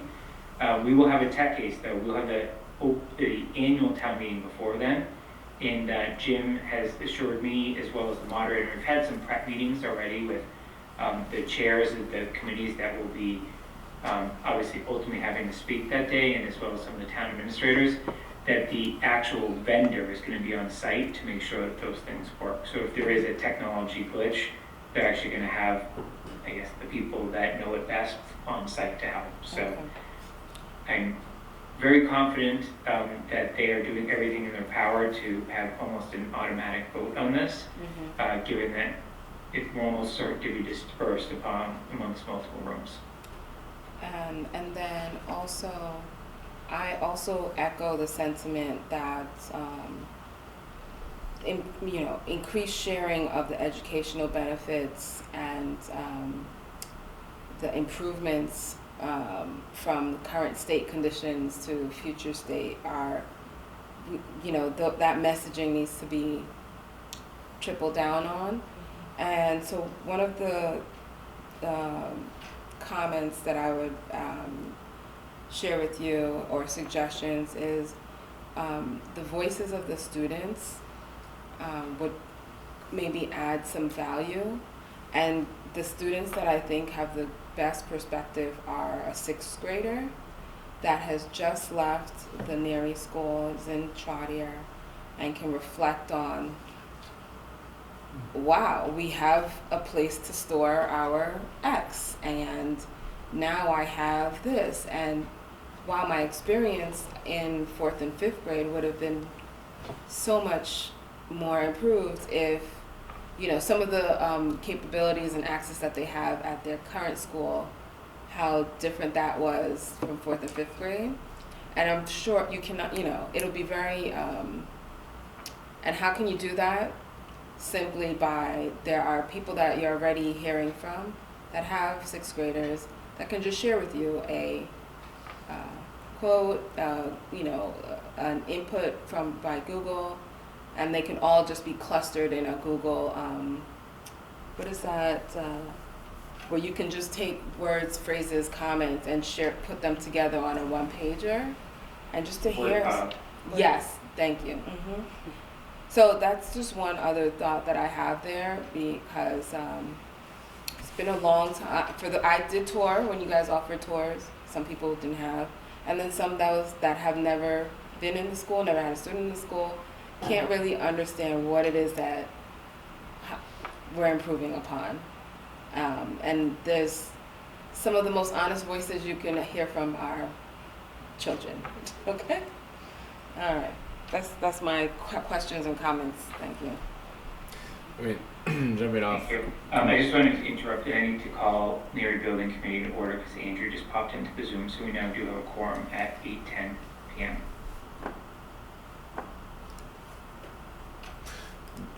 Jumping into Kamali's, I think your comment about like a one-pager. Jason, you were mentioning like there's been some good comments made about what the academic improvements are. Like, is there a literal one-pager that could be generated and is easily passed around to folks, distributed or put at information tables at various school events, and maybe outside school events if that's a group of people that we're looking to reach out to or bring in on this. It's just sort of a thought that popped up for me, because I think for me, I if somebody asked me, I don't think I could recite anything super meaningful or point to any sort of meaningful statistics, and so it'd be helpful just to have a cheat sheet of sorts. And I think we have a document we used. I guess the first time we used it was the open houses for the schools back in August, but I think we have a good working draft there that we can continue to refine as the data gets finalized here. I'm going to echo that as well. I mean, again, we're hearing it from Kamali, from Alan, and from multiple sources about, doubling down on communicating educational benefits really clearly. That was one of 2 primary questions in talking to, kinder group in particular. I think primarily not just like what are the overall benefits, but how could the schools, the education delivered is already fantastic, but how is this how is this school going to deliver an even better educational experience, because it's already good? And then how are we preparing for future learners? So like what are we doing, how are we thinking from an innovative standpoint to prepare for students as future generations come into the school? So that's one thing. And then I think another question that we had that we were looking for potentially additional information, any updates on, was also there was interest in understanding whether or not there was going to be impact to current staff and teachers, because of course, as we consolidate schools, what does that mean for the teachers? Because of course the teachers are at the heart of our schools and mean so much to so many people. So that's, you know, certainly something that, you know, people are interested in what's going to happen to like these teachers, or, you know, how are we supporting that? So I'd say those two areas, you know, are certainly of interest among some of the younger families.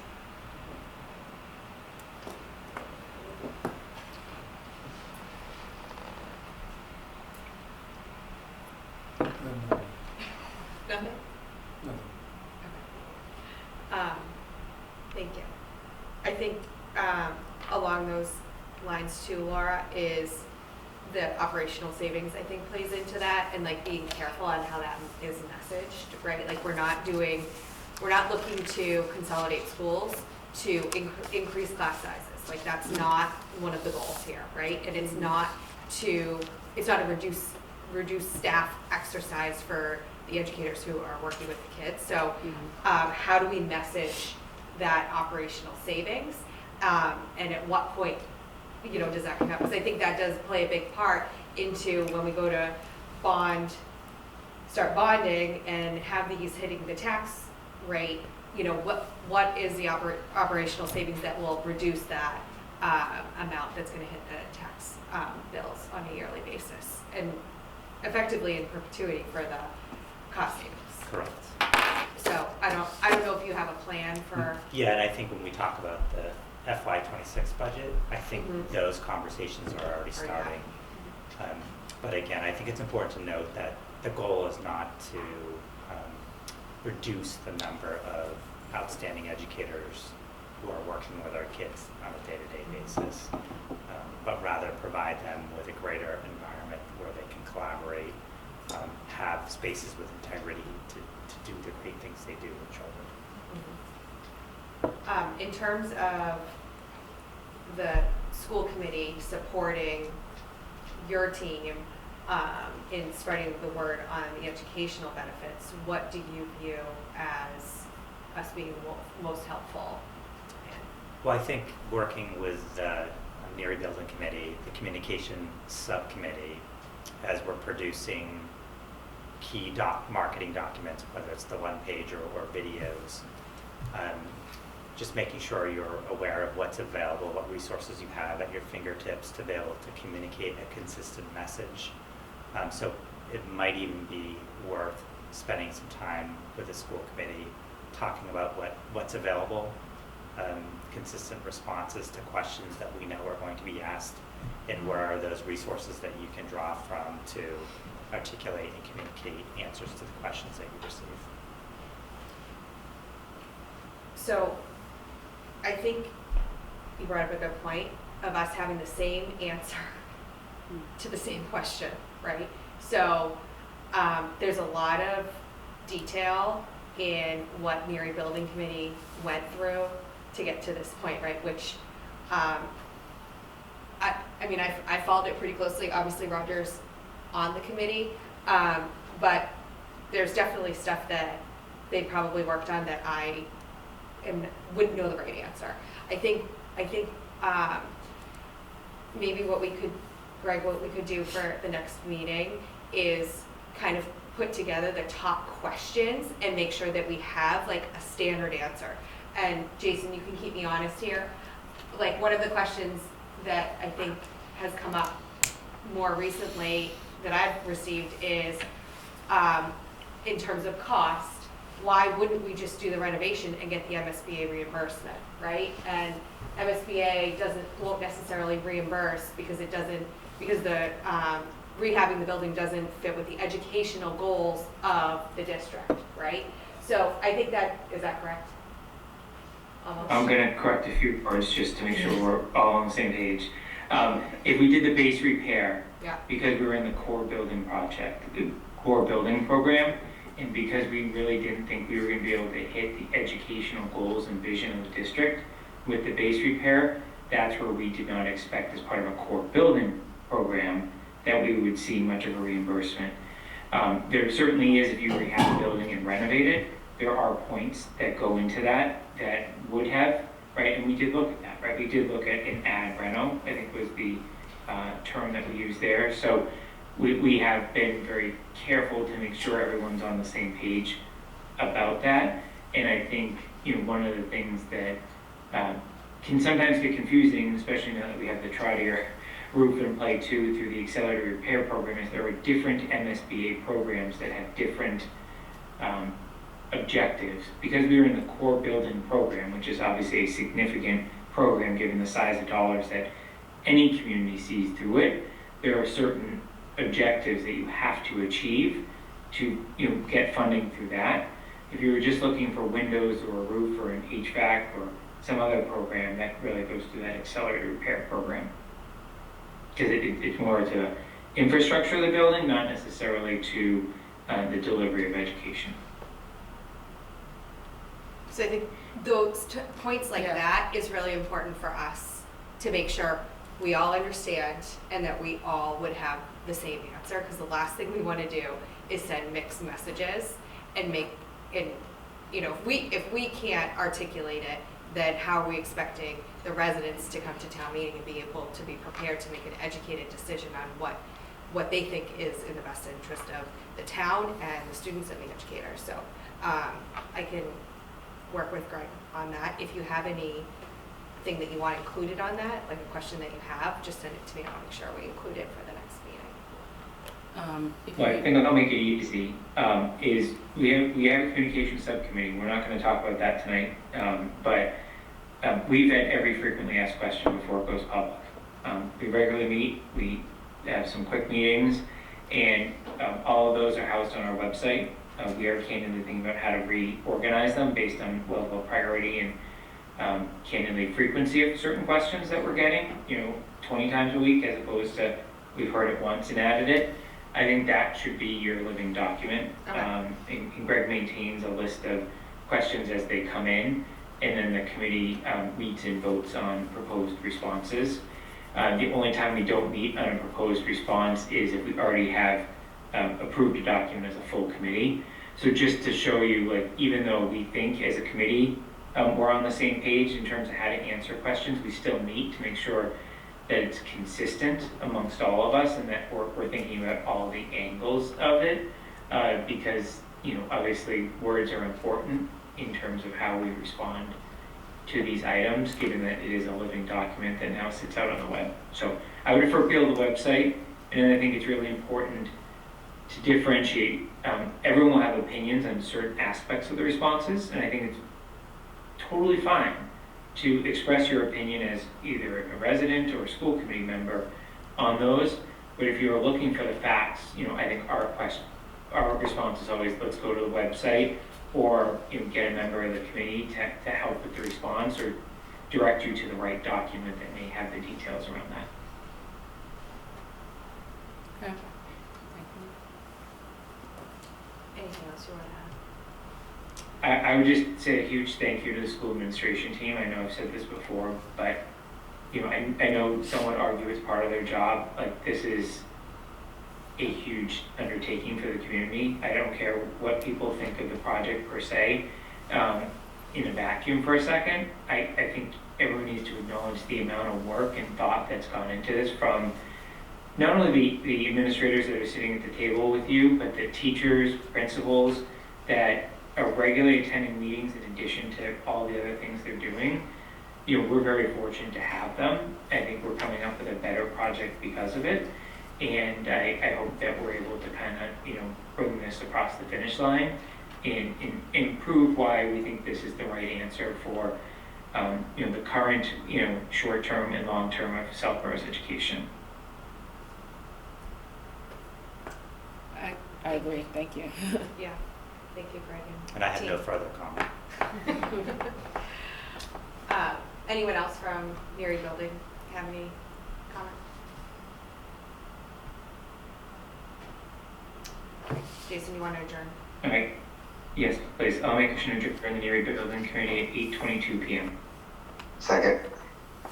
Motion made and seconded. Roll call. Andrew? Aye. Mark? Aye. Roger? Aye. And I am as well. Thanks everyone for the time. Have a good night. Thank Thank you. you. Thanks. Thank you.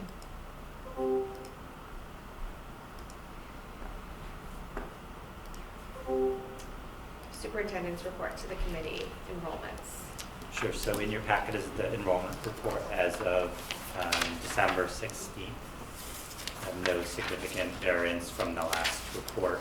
I will note that typically in the month of December and January, we do see more movements. It's another bubble time where we see people entering or welcoming to the community or exiting. So we did have 7 students move in the month of December.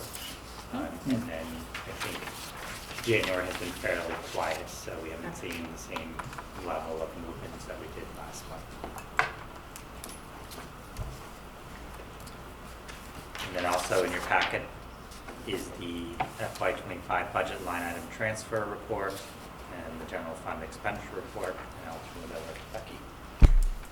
So in terms of the budget line transfer, I'm pleased to report that there were no new function codes that were overexpended since last month's meeting, so nothing, no approval is required by the school committee. In terms of the FY25 monthly general fund report, in your packet is the report that is as of December 31st, 2024. That report does represent the first half of the fiscal year. I can't believe we're halfway done with the fiscal year. As of December 31st, the budget balance is $246,085, which represents 1.01% of the operational budget. As of December 17th, since we are at such a low number with our operating budget, we did make the tough decision to put a freeze on the operational budget. And what that means is any extraneous purchases, we are foregoing on those. If there are items that are required at the schools, the administrators have been instructed to reach out to me and we will work with them on it. I will note that there are a couple of items that are really driving this budget this year. The first is the special education transportation that we've talked about. We do have that additional encumbrance of $200,000. And then we have a particularly difficult case in special education right now. And so we do have some additional money reserved for that particular student. And so it's those 2 items that are really driving this budget. But I do think that we have done a nice job at really estimating our expenses. Our encumbrances are good. And so I'm not concerned. We're putting this freeze on just as a preventative measure.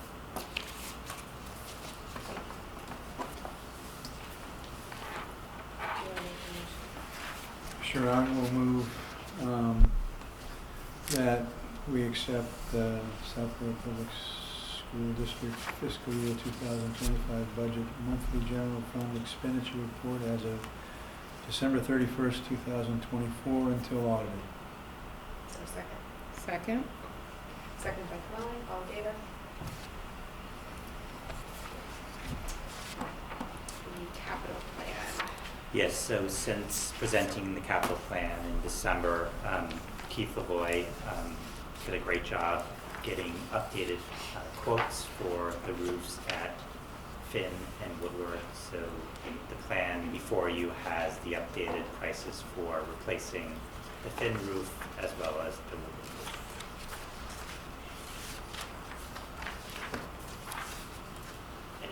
roof. And there are 2 Finn options, right, depending on which type of roof? Correct. we go with. So there are 2 options for us to consider. One is the duration is the difference. So how long the roof would last is the significant difference between the 2. Just explain again, please. One of the options is for how long the roof, So the more expensive option is right, which is the one that's brought across. the, Yeah. so the 4.2 million is the one that was brought forward in terms of the overall bottom line of that. Okay. So the 4.2 is a 30-year watertight warranty with a 40-year watertight warranty available as well. And then the 2.1 is a flat EPDM roof restoration option. and that's within the next 24 months before the window closes to have the restoration as a viable option, and the warranty on that's 20 years. So the cheaper one is a restoration, but our window's closing. The 4.2 is a replacement. Okay. So he carried the larger amount on Fin total Is it- capital, I see right? Yes. Yes. So the $4.2 million option is the one that we are recommending, not the. I'm still looking at this, and I see the 2.1 carried over. Go down. Yeah, He footed it down here, Yeah. 4.2. okay, all right, Yeah. so So that's. this he carried this way, and this he carried fine. this way. Okay, Okay. thank you. Yeah. Any questions on anything else that didn't change other than adding those numbers in? All right, I move that we accept the most current FY '26 to FY '31 capital plan. Second. All in favor? Thank you. So also in your packet is the approved FY '26 budget priorities document and the FY '26 budget calendar document, and I won't go into details on either of those since we'll be presenting the revised preliminary budget this evening. And if it's the will of the committee, I would ask that we skip the preamble, connecting it back to the strategic plan. Yeah.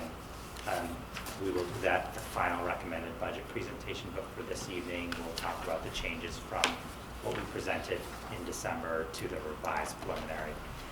I'll just note that many conversations have continued since the last budget presentation to get to this revised preliminary budget this evening. So we're pleased to share our thinking and then get input and feedback from the committee. I'll turn it over to Becky. Okay, so in terms of the FY '26 revised preliminary budget, as Greg said, we've done a lot of work since last presenting in December. You can see that we are kind of in the home stretch, I guess, of the budget process.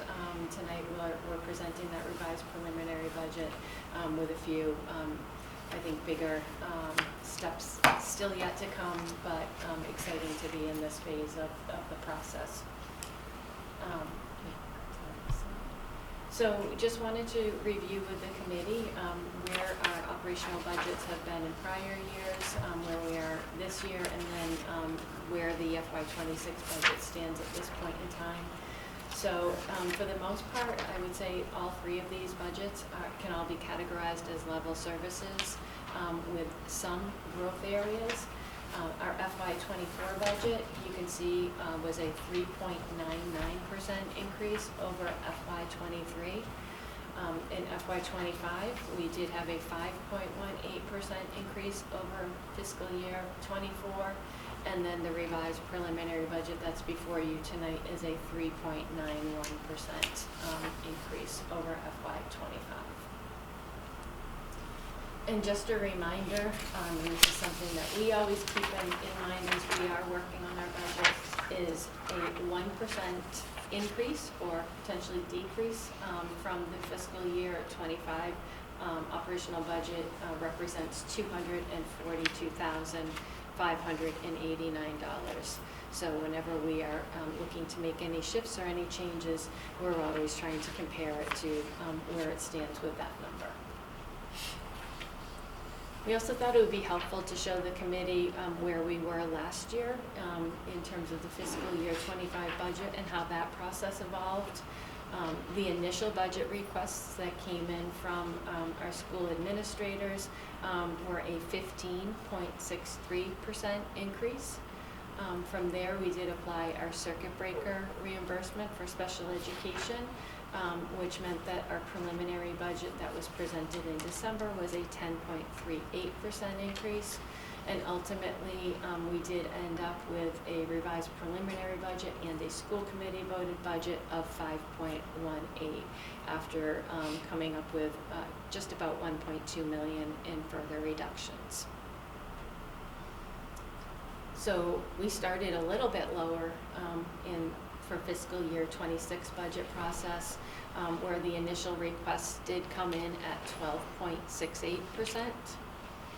From there, we did apply some preliminary budget offsets in the form of circuit breaker reimbursement. I think we explained to the committee last month that those reimbursements do come as a result of special education expenditures that were made in prior fiscal years. And so we did apply $1.3 million to our out-of-district tuition line, and then we applied an additional $94,000 to our special education transportation line. So both of those total just under $1.4 million as an offset to the preliminary budget. From there, that brought us down to a 6.93% increase, and that was what was presented last month. We have continued to work with the leadership team and have really looked at each line item, I would say, and had conversations along the way. And so we've come up with some additional budget offsets. And I'm going to preface this slide by saying that in my mind, the adjustments which are adding to the budget are negatives, because I'm actually taking away from the budget number, and then the reductions are positives because I'm trying to get to a number that works for the committee and then for the town. So it works for me, and I apologize if it's confusing for other people, but we have categorize them by the different categories within the budget.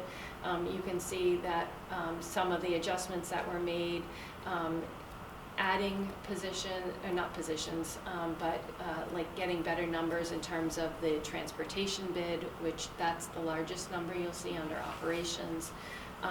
We did find some additional offsets in that line, but that impact was, where we had to add about $190,000 to the operational budget as a result of that contract. So overall, looking at those numbers, we did find a net offset of $734,000. One thing to note, or actually there are a few things to note, that there are specific positions that are not included in this budget. The instructional technology specialist position that was not backfilled this year is not included in this budget. We also had an ESP that was originally budgeted that is no longer needed, and so that's not included in this budget. And then also the librarian at Finn is not included in the budget. So those were in the original, not yet, that's not. So those were included in the preliminary budget, and so those have since been removed. The other position that's not included is the world language educator. That was not included in our preliminary budget, but that has not moved forward because we have had internal conversations, and so we are really working with both Principal Ryan and Mucci, as well as Principal Hershuk, to look at different scenarios for how we can expand that with NERI using our existing staff. And I'll just add, this is some of the work that we're trying to do some forward thinking. So we're thinking about, if the project is approved, that next year we'll be planning for a relocation. So it does not make sense to be adding positions at that time. And then if a building project moves forward and we move back into a new building, what will we need? So really thinking forward and not adding a world language, our third world language teacher because of a potential building project, and thinking about what are our goals for the world language program and how do we accomplish that without adding another person. And the same type of thinking around instructional technology and library media. So currently we have a tutor as a support for the Finn library. Right now it doesn't make sense to add another librarian, to have 3 librarians, and then we contract to 2 schools, and now we have 3 librarians if we add it. So we're trying to be thoughtful in the potential project that we're moving forward. So some of the budget savings that we'll see operational if the project is approved are starting to be achieved actually in this FY26 budget. Well, before we go too much further, you said for the ESP, maybe it was a misstatement, but you said this is a position we no longer need. But why? What's changed it to no longer need? I work closely with the student support services, and they are actually predicting student movement throughout the year, and so that is something that they thought, that was a position they initially thought they were going to need, but based on looking at the student needs for next year, it is no longer required. And I'll just comment how fortunate you are to have the two of us to help with your presentation. I do, I So that is not the kindergarten ESP, that is at a Correct. different school. Correct. That is a special education ESP. Can I ask another question? Go ahead.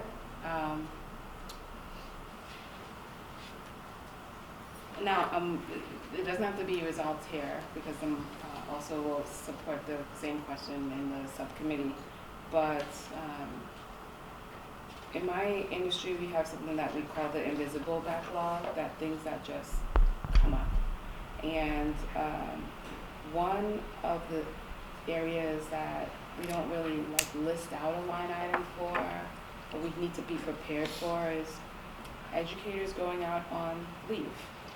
And do you think that the saving, and when I leave, all types of leave, but specifically maternity leave, and parental leave, because it could be any type of parent,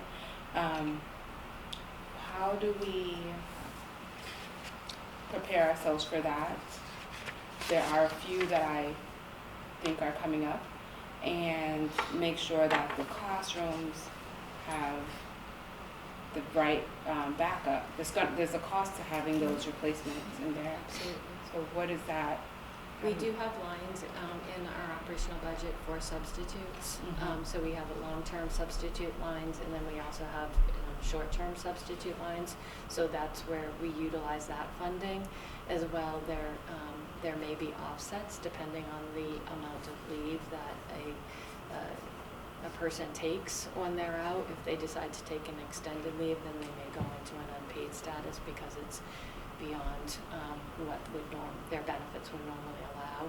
So then we're also able to utilize those funds to pay for the substitute as well. But there is money included in our budget for those. It varies from year to year. There's no way to predict, how many people are going to require a medical leave from each year, but we do have some assumptions built in. All right, just hearing that this is built into what is being displayed, that's helpful. Okay. So then taking those further reductions of $734,000 is how we were able to arrive at an operational budget of 3.9% increase, which represents a budget of $25,206,507. We also wanted to highlight for you that there are 6 function codes within this budget that have line items that have increased over $50,000 since fiscal year 2025. There are 2 of those are as a result of cost of living increases. The first is teacher salaries for our general education population, and the second is for our special education population. And that is due to the collective bargaining agreement that we do have with the Southborough Teachers Association, and it accounts for the cost of living increases as well as any step and lane changes that may occur. And then we have also included our projections for transportation in this line for both special education and for general education as well. And one thing to note is that these 6 lines add up to $1,047,000. You go back to that last slide. You can see that our overall operational budget increase from FY25 was 947,000. So those 5 lines alone were more than our were more than our increase from FY25. Have we passed the date where somebody would put in for retirement? January 15th. Okay. And we Next don't week. have any, right? Um, Or yeah. we still could learn more, but we don't have any Zoom Well, at yeah, this We point. don't have that.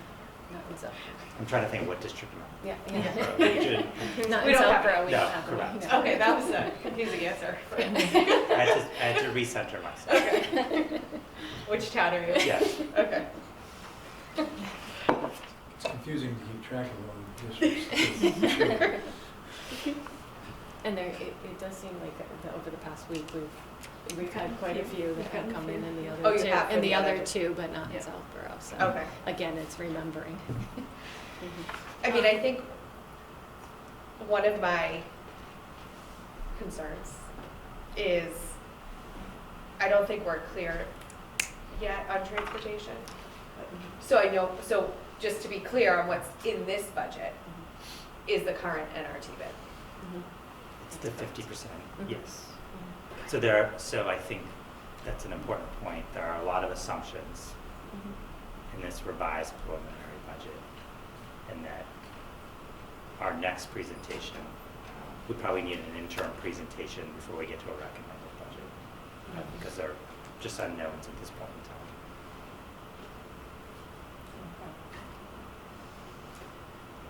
The special ed evaluations, increase about $80,000.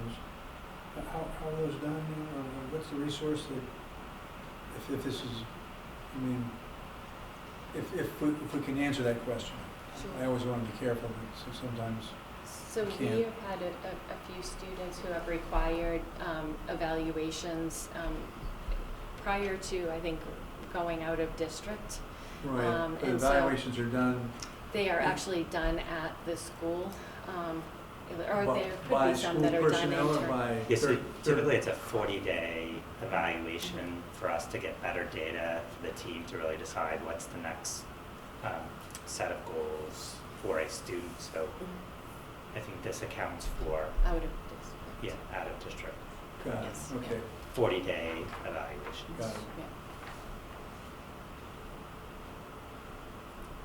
And typically like Kamali, to your question and to the evaluation questions, it's hard to predict. So we look at averages, we look at historical averages over a 5-year period and say, okay, how many FMLA leaves do we have on average over the course of 5 years?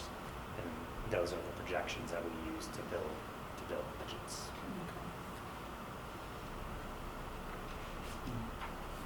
So we also included for the committee, these were the positions that were initially requested by the leadership team.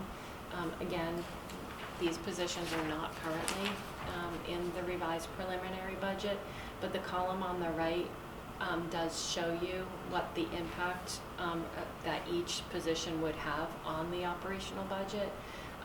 So if there were, just to take the top line for an example, if we were to add that reading specialist to the operational budget, it would add 0.09% to the 3.9 that we are presenting tonight.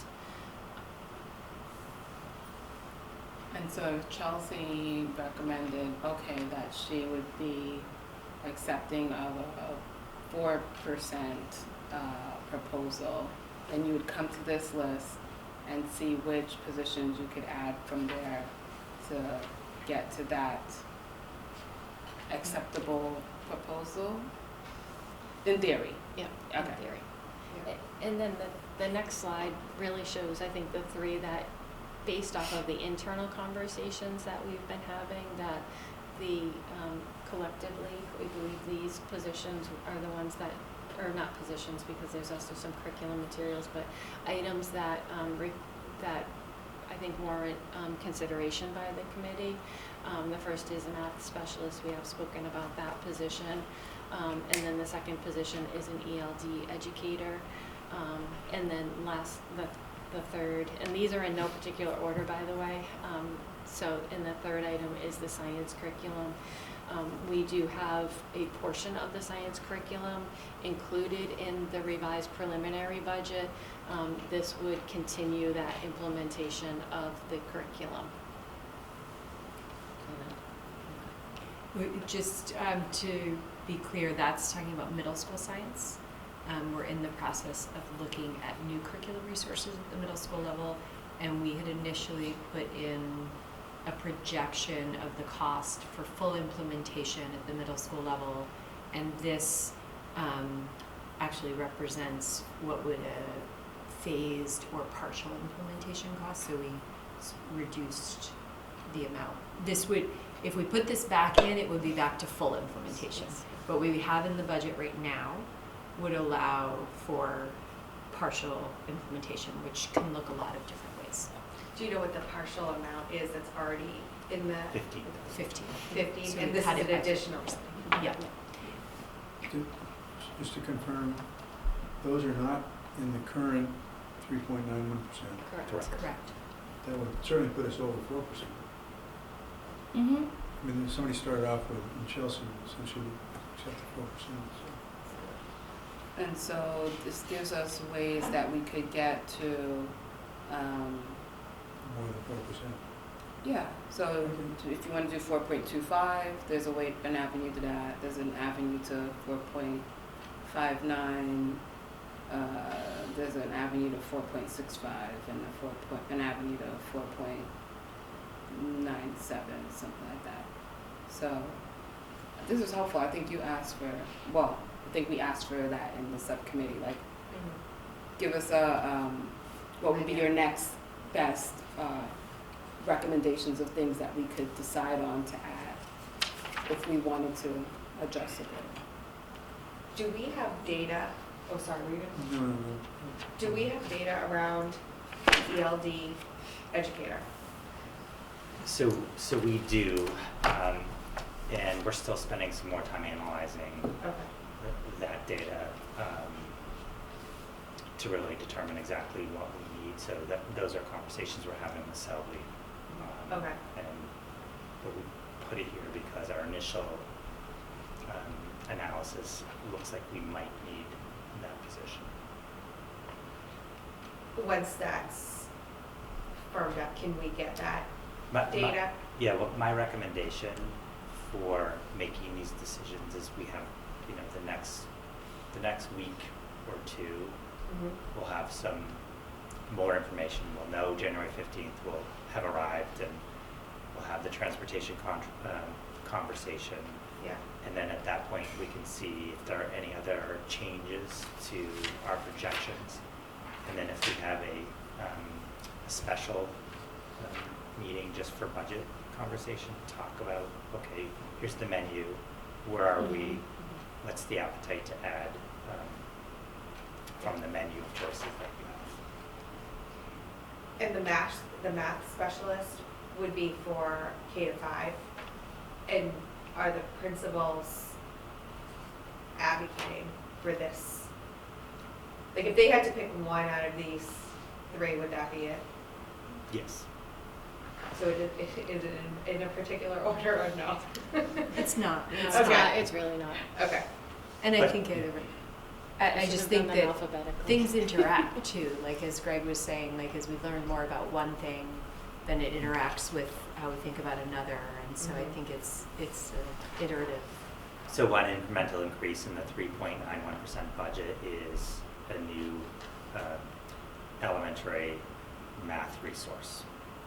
So part of why people feel strongly about this is that we want to be able to support our educators in implementing a new resource, and having a person who can really collaborate and work and be one step ahead and provide the support that teachers may need is connected to that new resource that we have. Yeah, I would say the timing Yeah. is part of the thinking about the math specialists, is that this year we have a small group of teachers who are implementing the new resource, and so our math coordinator is able to get to that small number of people and support them, but when we move to next year and we have everyone implementing, that's why we believe it's really good timing for position.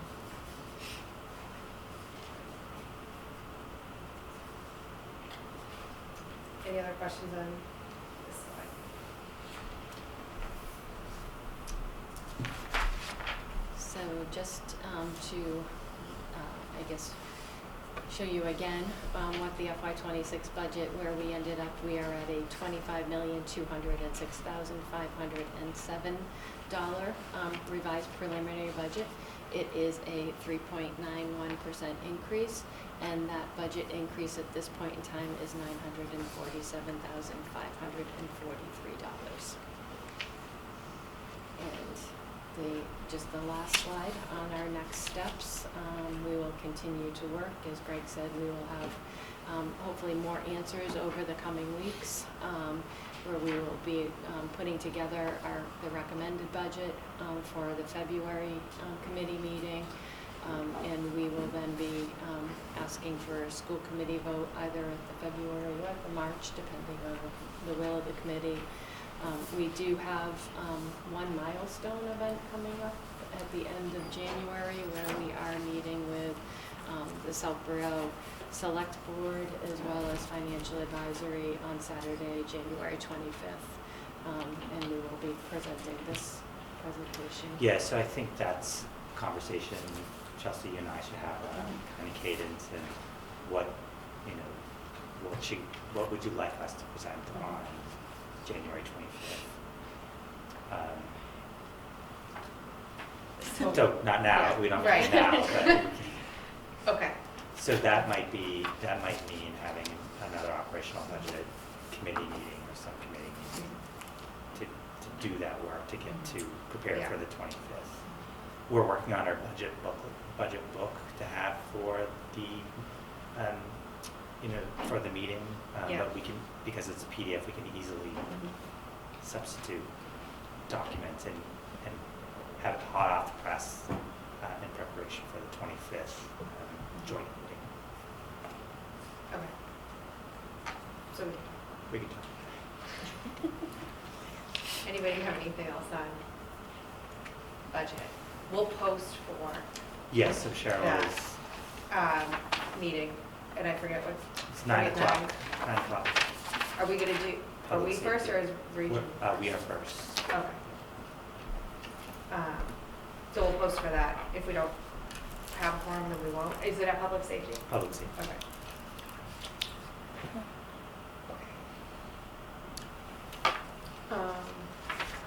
Personnel report.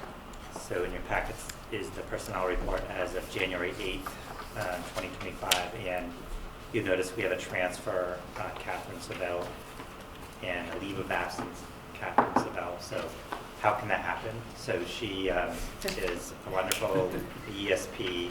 She's going to take on the long-term behavior specialist position and ask for a leave of absence from her current ESP position. So when she comes back, she has a job. So that's why you see the same person listed in two different categories. Okay. Thank you to her for filling it. Yes. All right. So we just talked about the joint meeting with advisory and select boards on January 25th. Next month, we'll have the multilingual learner presentation. Other items that you can think of now, or you can email me? Cass, just a question about, can you remind me when the academic calendar for next year gets finalized? March at the regional meeting, which is on the 12th. The 12th. March 12th. Okay. Yeah. So our next Southborough School Committee meetings, regular meeting is on the 12th. We have a special meeting next Monday, which was scheduled after this agenda came out, which is why I don't see it. We'll have to have another budget subcommittee meeting, potentially jointly with a regular to vote the budget before the 25th.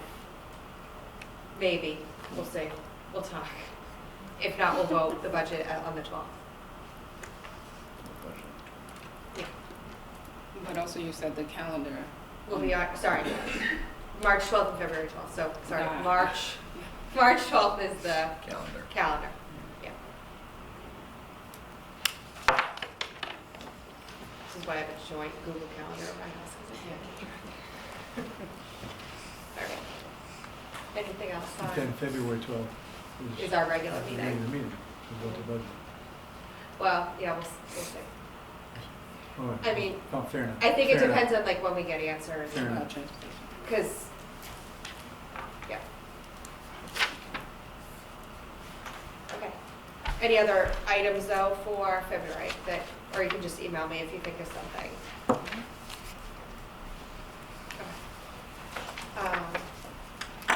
All right, is there a motion to adjourn? So moved. No comments? Oh. Oh, yeah, I skipped it, sorry. Okay. No public comment. All right. So moved by Kamali, Second. seconded by Roger, all in favor? All right, thank you. Have a great night.